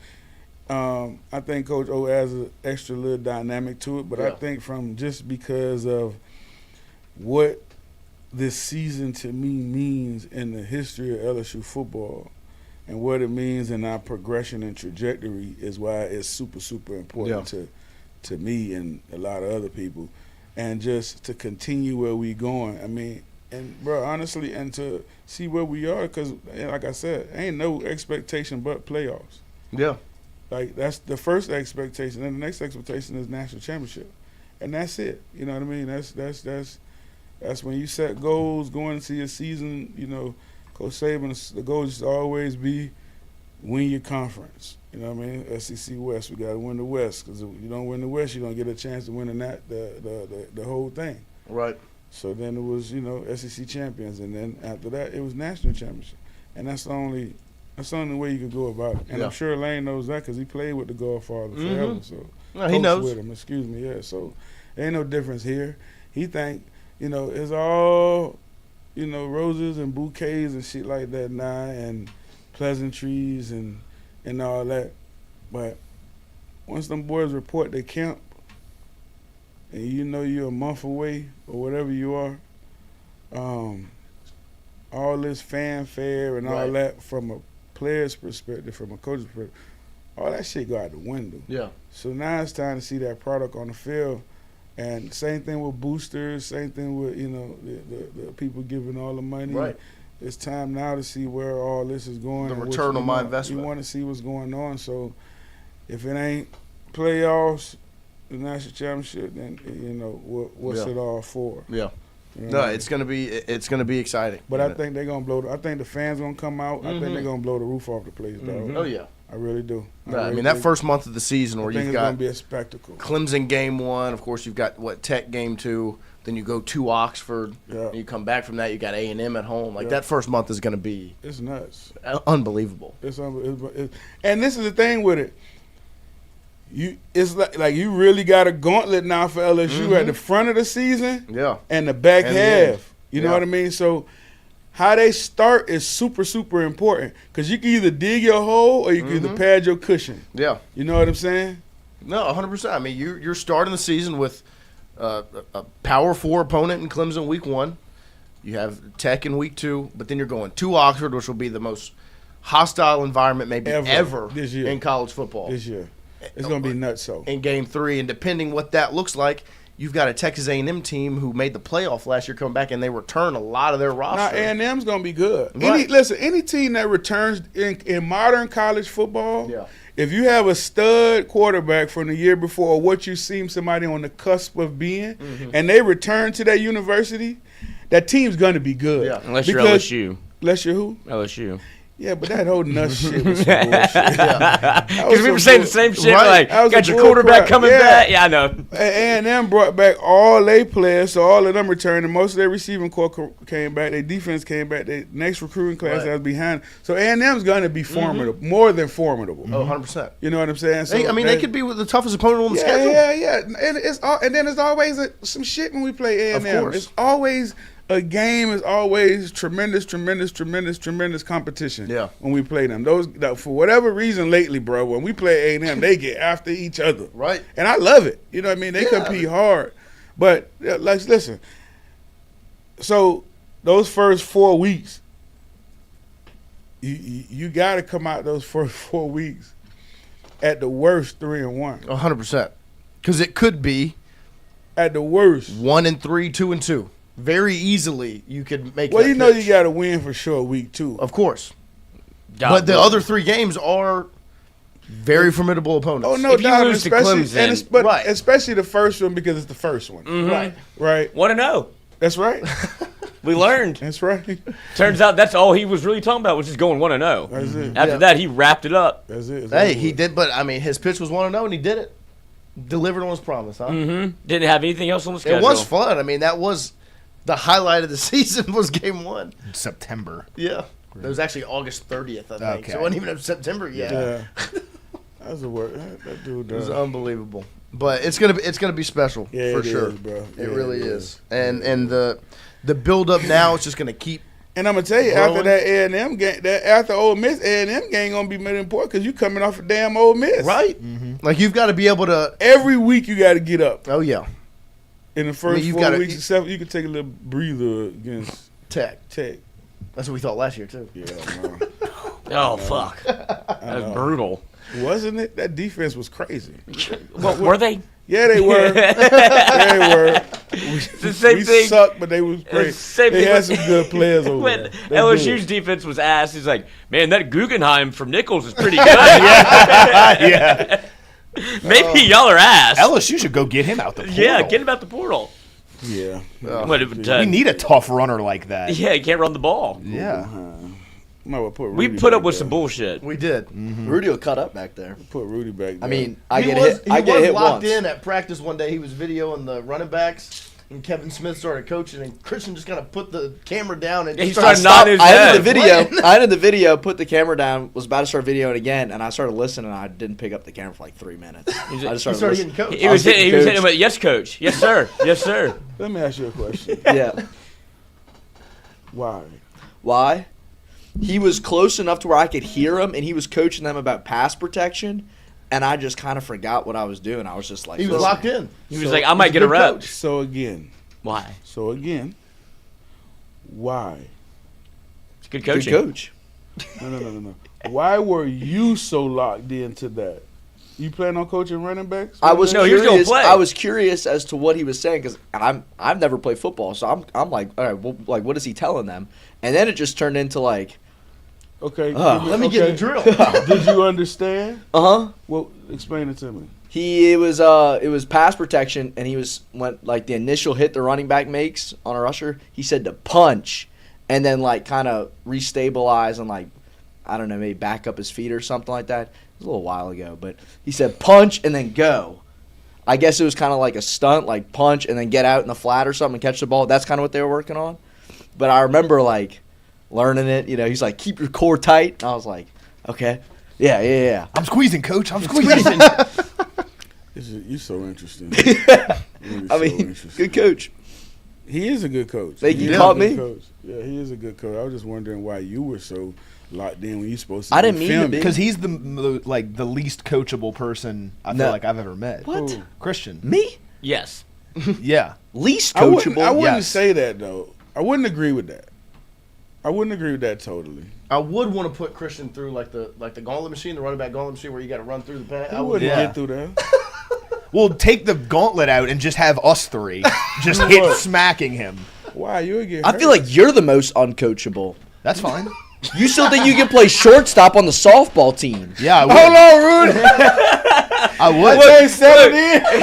That made me mad. I see it. Hey, Damn. And I don't think Rudy's the most uncoachable either because he's very disciplined with his eating and all that type of stuff. You got to be disciplined for some things that you do. So that's why I don't totally agree with that. Well, these two might about to be roommates, so you're starting to see. Who about to be roommates? These Y'all two. two? Yeah, maybe. We'll see. And so Y'all you're starting too? to see some. Yeah, he's yes. moving into our apartment. Why? Maybe. Why are you moving in? What do you mean maybe? A Why maybe. he saying yes? There was you a- saying Well, because I might be moving in. I need a place. He's I need a saying place you to live in are. Baton Rouge. Yeah, I know. There's a disconnect might- here, he might obviously. be. No. Now you're saying Mike. Yeah, I mean, But they've been starting to I bicker would back and fucking forth hope like he this does. because they're about to be How many roommates. roommates y'all have? 2. Me and then 2 other guys. One just moved out. And so that's the open room. So, okay. And so that's what. Well, if you wanted instead, I could find another place. You could. You think Ro wants to stay with me? I think Oh, he you said does. Yeah. me? Yeah, you. Bitch, you stupid. A whole house. I wasn't gonna make that. They do dumbass Sunday joke. dinners. You'd cook a Sunday dinner. Oh, that is true. We do dinner Sunday nights, and we switch up like who cooks. Either me or my 2 other roommates will cook. Ro would kill. You would. I would love to come to one of your Sunday dinners. You could pay and come. Mm-hmm. Oh, I gotta. He brought food here. You gotta pay the. What you think Yeah, this that's shit true. free? It's only free when we get together. Okay. Anything outside that you pay, well, unless we with moms and we cooking. Anything else than that, you're fucking paying. What are you talking about? All right. You talking about you want me a roommate so I can just cook Sunday dinner? Yeah. Bad optics. Yeah, bad. Very bad. Very bad. Not good. It's 2026. Yeah, he tripping. You see this economy? Well, Ro, we appreciate you always. I'm proud of making the way Rudy, through. dog. Good Oh, for you yeah. sticking up for yourself, Rudy. Did you see how Rudy? Yeah. I think you're the most uncoachable. He went full Rudy. What? What? Oh, it was priceless. It was. Yeah, it's always a good time. I think you should move in with Rudy, dog. No, I Yeah? can't wait. It's inevitable. He's fighting it, but it's gonna happen. We'll see what happens. It's gonna be an interesting dynamic. They are for sure. bigger. Fight? Huh? Oh yeah. I mean, Well, no, they we wouldn't debate. fist We don't really fight. fight. No, he's not They gonna would fight me they because I would beat his argue ass. until They can't. No, if I wanted to, yeah, but I'm not going to. Like I do love The Christian. good thing about Wyatt is me and him can say whatever we want to each other. We'll never take it personally. Right. So we get into any debate, any argument. It doesn't matter. Yeah. Alligator, that's good. Yeah. Well, you ain't have tough skin just now. That damn. got under that. See, that's why I say Because he's the one that's the most uncoachable. That was just wrong. See, no, but if someone says, like, you're telling me I'm uncoachable, okay, maybe I am uncoachable. When I say something to you, you fight back against it. I fight back Like, against you're it an 'cause idiot. I've played more organized sports than you, and I know I'm not. No, you played the most lacrosse, which is a uncoachable. club. I played baseball growing up. I played basketball growing up. I played flag football growing up. I played soccer growing up. I swam when I grew up. When I grew up, and I played lacrosse. How many times What were you you? do? What you do? I was on a team that was top 30 in the country for baseball. When he was 10. Did you play? Yeah, I was the starting first baseman. You were 9, What dude. else? It was 9. I was 9, 10, and 11 actually, 3 years in a row. How dare What you? else? He That's named it. 6 sports. I played football up until freshman year of college or high school. Sorry, high school. Sorry, That don't freshman year of count. high school. Freshman year of high school. Does not count. No, And playing hell no, baseball, that the don't last time you played when you was 11 does not count. That counts. No, it doesn't. Seth Darter was on that team. He's still playing. Yeah, Why are you naming people? because that was my second baseman. Does somebody care? I don't know who that You played He's baseball. on the LSU. He plays for LSU. is. Well, that don't mean nothing. Yeah, it does. He said I was the That second. means he was good. He said He did not quit at 11. I mean, he was good, and he kept going. That's what I had a that higher tells you. batting average than Seth when we were 11. And he's still I'll at have LSU. I'll let y'all know. And he's still at LSU. I'll let y'all Okay, know. that's 2 sport. What else? Group I ate plays. 54 hot dogs in a week and a half. No, you wrestled. Oh, I did. I came second in state for wrestling. The simple fact that he didn't name that. How old were you? I was a freshman year, or no, 8th grade. You quit everything. He quit everything. Every sport. Yeah, well, I got fat. What do you mean You got ain't quit fat? eating. Yeah, exactly. I ain't quit eating. You ain't stopped eating. That's what Never. Why'd you quit I want everything? so that I could focus on eating. It became hard. My Life got hard. attention was being like, split. seriously, though, why'd you quit everything? Well, I focused on baseball, and then But you quit it as No, as I a freshman can year. I finish my story? Freshman year It of is a high story. school. Well, I played There's baseball a freshman year of high school, and then sophomore I got injured. I had a hernia, and I couldn't play sophomore year because I had a hernia, and then I stopped playing because I got fat after that. The So what I'm hernia. hearing is, how long were you injured with your hernia? Like 'Cause 4 I see months. it now. I see what happened. I had surgery. Right before the season started. You wasn't a real athlete, dog. Yeah, I'm not. Yeah, that's Everybody fine. has surgery. No, it's not a matter of being good. You really didn't want it. Yeah, no, that was my problem. That's his pitch. Yeah, that was my God, problem. Jesus. He goes. We were No, don't do this. This is true. This You is said- true. Okay, okay, wait. give your- I'll tell give it. your- Yeah, give your pitch. Okay, and but let me clarify. I think this is true for everyone in this room. It's true for everybody in the world. Yeah, the majority of people in the world. If I had worked really fucking hard and actually made it my number one priority to play baseball in college, whatever level, JUCO, Division III, Division II, whatever, and worked really hard at it, I would have been able to do it. Anybody can go play D3 though. I don't think anybody. I think there are certain people who But I are do think- born not good enough, and I do think anybody, No, I don't think anybody. if they worked hard enough for their Yes. entire life, No, I don't. Yes. Not Could anybody. do There it. are people who Yes. are just not good. No, not D3. No, D3. No, regardless Take of the level, D3 out of it. I just Did think you hear what he said? If I I just worked think really the hard mindset- and cared, I could have gone Division II. Brother, the Yeah. thing is, you didn't work really hard or care. No, I You know. quit. That's what I'm So saying. you don't get to go. That's what I'm. Yes, that's what I'm saying. That's not a But hypothetical. it's just funny. It is a because hypothetical. I just think it applies. That applies to everybody. No, Yeah. not everyone. There are people who are just not given the God-given talent enough to play at a certain level. But I think if they wanted to and they worked No. really hard, like you're saying, you can make it happen. Yep. talent is important. Yeah, talent has a lot to do with it. Yeah, but the hard work is more important. Yes, Yeah. but if you Hard don't work, have talent, you're not determination, gonna. all that. But goes hard into- work without You- talent, you you're didn't not have- going to get anywhere. Yeah, but you didn't have none of that. I know that's not true. He had neither. No. He had neither. No, That's see, what I'm y'all saying. lying on my None fucking of name it. right now, dog. I had some- name. The I'm- proof is in the pudding. What do you mean? I had You some quit talent. Every single thing. Right. After ninth grade, after you Because had I a didn't have hernia. the hard work. No, you didn't have none of it. No, I had some talent. Because, I no, did. listen. If you had talent, that talent would have speared you because you would have saw that talent. Other people would have saw that talent, and they would have nourished Never let you They would have quit. encouraged you not to quit after you got fat for sitting on your behind. I had plenty of after you people. had a I had hernia. plenty of people Well, encouraging then that me. means you didn't have no drive or talent. That's what I'm saying. No. You I didn't didn't have no have the talent. drive. I had the talent. No, you didn't have enough I had the talent. talent. No, you I had didn't. some talent. It wasn't recognized. I'm not going to say I wasn't like a generational prospect, we but I had. clearly There know were that. good things. I was. What I did you good do your hand- ninth grade year when you played? Did you hit, like, what did you do? Yeah, I was fine my ninth grade. Because you year. never talk about that year. You only talk about your 9-year-old year. Yeah, I was fine in ninth grade. Your 9-year-old year. Like, I was starting first baseman. Listen, bro, like you. Honestly, that's for a lot of everybody that thought they was whatever. When it ends like that, it wasn't what it was before. That makes sense to you? No. You, just like you point out, your 9, 10, 11, you were wonderful. So, I don't know if that's All-state. where, that's wonderful. You was all-state the 9th All grade. state. No. 9, 10. When I was 11. like, dude, You was give up all-state the in 11. All-state. I don't know what that means. What the fuck is Give all-state? that Say shit at up. 11.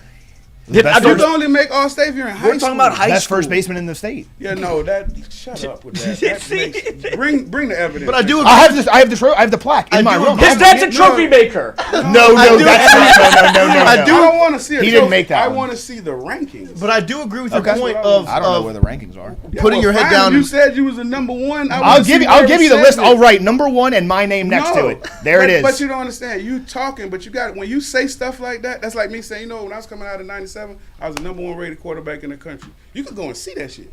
Mm-hmm. When you come and say, I was the number 1 rated 9-year-old, 11. whatever. That's who told you that? Is what I'm saying. So I it gotta got be the award. from who? The fucking, I don't know, the travel baseball company, whatever it was. I don't know. I was 11. I don't See, know. Ultimately, I do agree with your point of the drive and working very hard. I think if anyone in this room had Man, you applied that, crazy, dog. But I do think there is a level to it where, like, that's not true for every single person ever. I believe that some but I people think can't work. majority of Like, I would people- say there's a good probably 30 to 40% that if you apply that same logic to them, they I are think not going to 30 get I don't to. is too believe high. that. Yeah, Okay, I fine. I think 20, it's- I whatever, think like 20, 10. 25. I don't I think it's believe 20. I think 25. 90% of people, if they I apply don't that believe level that. of thinking, Yeah. they can. That Yeah, I don't believe that. All right, so I'm in the top 10. They're in the top 90%. Who, you? Yeah. Congrats. You ain't shit. You got the lowest bottom. because I do Quit think. on everything. What are you talking I about? did, but that has nothing to do with But I talent. see. I agree because that. But his point is the flip side of it. If he had the drive to actually It wouldn't have happened. not quit, It wouldn't have happened. You tweaking. It wouldn't have happened. And the sad part about it is you're basing this on the YMCA plaque for the number 1. I mean, that's not all it was. I thought you got this at a huge banquet, state recognized, and walked in a suit or something. You telling me you got this at a banquet?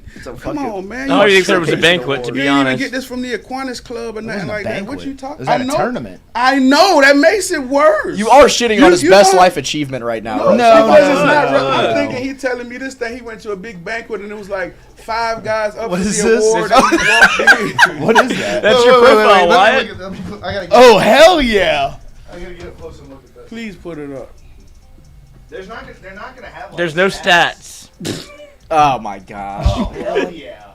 Well, what does it say? This is awesome. Hey, he's excited. Yeah. is awesome. This is It glorious. has me as, it's got my age wrong. The team name is the NOLA Orphans. Yeah, because we had, well, no, that was. Hold on, I'm not gonna laugh till I hear why. Why? We were that was when Why? I was 14, and it was a bunch of people who had all left their team, so we were all. The guy, he quit another team. He quit. Wait, y'all name the team the Orphans? Yeah. See, this is what I'm saying, this dog. is so cool. He getting an award. Come on, man. So 2011 was your best year? This is awesome. What's the stats say?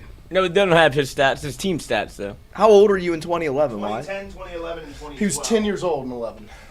Or no, We gotta bring his 2011, parents 2012, in here. 2013. This is awesome. Look, they went 46-12. Hell yeah. I mean, I do believe that they were a very good team. I believe the team was good. We were fucking good. See? Look at that. Elite The NOLA Orphans is an unbelievable team name. Series top 32 teams in the country. I know. I do Y'all went believe 3 that. and 4.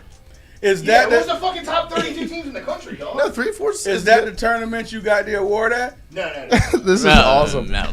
See, if he would have got it at that, the top 32 teams in the country, that would have made And sense. they picked you as the best first baseman. That would have made sense. But that's not what happened. No, at least I like. But I do think if you had the drive, Wyatt, Wait, I agree with that You point. think he would have played Division III? I think he could have found his way to a JUCO roster. Like you've never even seen him play. But I do think that he was obviously talented enough that age. If he had put in the effort, Shit. and like, you could. I mean, That man left another team. You heard him say they were the orphans. They was just taking people. the Orphans is an like it's That was hilarious funny. name. I forgot about Who that. came up with So the did name? y'all's jersey say Orphans? NOLA Orphans. Black and Do you have orange. it? Can we get a picture? Oh, You gotta bring it I in. probably have it The somewhere. NOLA You Yeah. gotta have a Yeah, picture NOLA of you in Orphans. it, don't you? From back in the day, yeah, What I was definitely. your number? 99. 99. Which is awesome. Yeah, it's a good one. See, there you go. I appreciate that. See, I have so there are some I'm things. not one-sided when I talk. I appreciate that. Right. God, that was. I definitely have a picture somewhere in an I'm orphan's starting to uniform. worry that you may have gotten kicked off the team and you don't know it. No, well, travel ball. The team's just you flip from team to team. It like Well, that's- coaches go like our coach got That's what I'm trying hired. to tell y'all. Our coach got Travel ball, hired man. at a high school. You He paid became to- a high school Y'all had coach. to pay to play, right? What's that? Y'all had like fees and stuff, right? Like 7-on-7. Mm-hmm. Yeah. Travel balls. Well, I just one don't of our know. teams, we had to stop the really good team we played on, the Stars, with Seth Dardar. Shout out Seth Dardar. Our coach got hired to be a high school head coach. Which high school? North Lake Christian. Okay. He didn't want to bring you there? I was 12. NOLA Orphans. That is funny. Oh, I definitely have a picture of it somewhere. I'm running through my mom's Facebook. But I will support you, Wyatt. Oh, I do think well, me too. if you had the drive, you could have found your way to a D3. It's not even a JUCO question. What do roster. you mean? I would love to see this. I've never seen him do athlete stuff. Well, I'm fat I now. can't see it. Well, It's so because the hard one for thing me that to you're see it. that you're banking on is the one thing that it takes, and it's like I But don't trust me, I Yeah, agree. so it's- No, I agree. Kind of I a good agree. point The at that point. conversation is what it is. That's is exactly the right. one thing you're banking on is the thing that It's the actually hardest set the thing- really good athletes apart from the normal Yeah. people And is that- the and drive. That's what makes you the 1%. Right. Like if I But work that's really hard, even for D3. That's way Oh, yeah. Of course. anything. anything that lets you go to the next level, if you earn it, Hard. Right. it's hard. It's hard. And that's what makes it hard. Is you have to do hard work. It's not like, oh, I could if I wanted to. I don't think you could, because you didn't. Well, yeah, anyone could if they wanted to, but I didn't want it bad enough. That's Yeah. that's my whole argument. But I'm saying I still think there's a I good. could have sex with Megan Fox. I guess I just don't want it bad enough. Well, no. Lord have See, mercy. I would say no. Okay, see, that's crazy. I'm gonna just. If I try hard enough, No, I want He did not land that plane. That plane About fucking. to say. No, I do think there is a good percentage of the You population honestly- that doesn't apply to. That like no matter how hard they work, they just didn't have the God-given ability. I'm not saying I'm in the It's 1%. not a good part like, of the nation. Like, you know, Yeah, it's easy- not 30%. How are we talking I think it's D3, 30%. JUCO, Because you NAIA? What are have we to say the talking? people that Right. are getting into that field, right? Because the reason why you say that too, dog, is because you banking that they're gonna feel the same way you do about drive and all that, and they don't. Like you're in a very, especially if you feel like you had an opportunity to go further, then why wouldn't you do it? got fat. I didn't want it bad enough. That's what I'm saying. If you could restart at 11, would you? Oh, With all the things yeah. you know now? Yeah, 100%. Oh, I mean, I think we would all. What would I do I'd do that in a differently? heartbeat. I would. I'd I'd actually start That's a wrestling huge earlier mistake. because I'd do wrestling it. helped me with my conditioning. Yeah. That was big. I would learn how to ride a bike so that I could ride to the No, listen. it's No, just funny this when makes you said sense. it. I I would agree. learn how to ride a bike so that I could ride to the playground There you and go. take ground balls and hit every single day. Uh-huh. Because that was part of You know how my to ride a bike now? No, I never learned. That's pretty bad. But if he wants it bad enough, he could learn. Athlete, right? Exactly. Exactly. Quit learning how to fight. That's the first thing you learn how to do. Oh shit! I fall. You can fall Fuck doing that. this. Yeah. Fuck it. I'm done. What happened to my extra wheel? I agree. Like if I could go back to 11, I would. 100%. But then that I is because I play football. The majority. I would say that's my biggest. Play You what? didn't play football. I didn't bro? play football. Yeah. Why? I don't know. I mean, I played football growing up. I just stopped in middle school. You quit. I love basketball. I chose basketball. Why at 11? What's everybody doing? I hated football. I too, to be I honest. fell in love with You basketball. I hated football. Even though I was. I didn't like playing it. Well, yeah, of course. I was but drastically better at football than basketball. So at was that age, I. and I chose basketball because I don't know. I fell in love with it, and I've got pretty good. Like I'm pretty good at it. You was soft as hell. But I fell in love with it. Soft, no. You think so? I think you got cracked one time. He said, "This ain't for me." No, it really what it was the lack of playing because we didn't have a 7th grade team. We just had one team, so it was all 8th graders played, and I didn't play, but I got to play basketball, and I was like, well, I'm just gonna go play basketball. Yeah, You need it. I agree with See, that. this is shout out Casey, but this is where you're right. He was a nerd. Like that's when you need your dad to be like, no, you're playing football. Yeah. They didn't. That's what I'm saying. It can't happen. So, but the thing was, it wasn't like I just stopped playing football and played nothing. Right. I still did. No, go he just supported whatever you were. Yeah, and I wouldn't play basketball. That's what my dad did. He pulled me out the other sports because he knew I wouldn't grow anymore, so I played soccer. And I tell you what, I became a pretty good basketball player. Yeah, I never played tackle football, but he knew like because I liked basketball a lot growing up, and I played like the Biddy All Stars and shit. But he was like, man, number 1 point guard in the country. He was like, you're not gonna grow. You're just gonna play soccer. No. Yeah, the same people that voted on Wyatt. They know their shit then. There's a little Mike Bibby out there.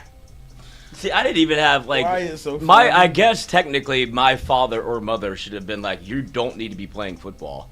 Like I'm still the same size, not big. Definitely shouldn't have let you play. I played the whole time, and played, which is even more terrifying. Yeah. I'd probably, if I could go back, I'd probably continue to play football too.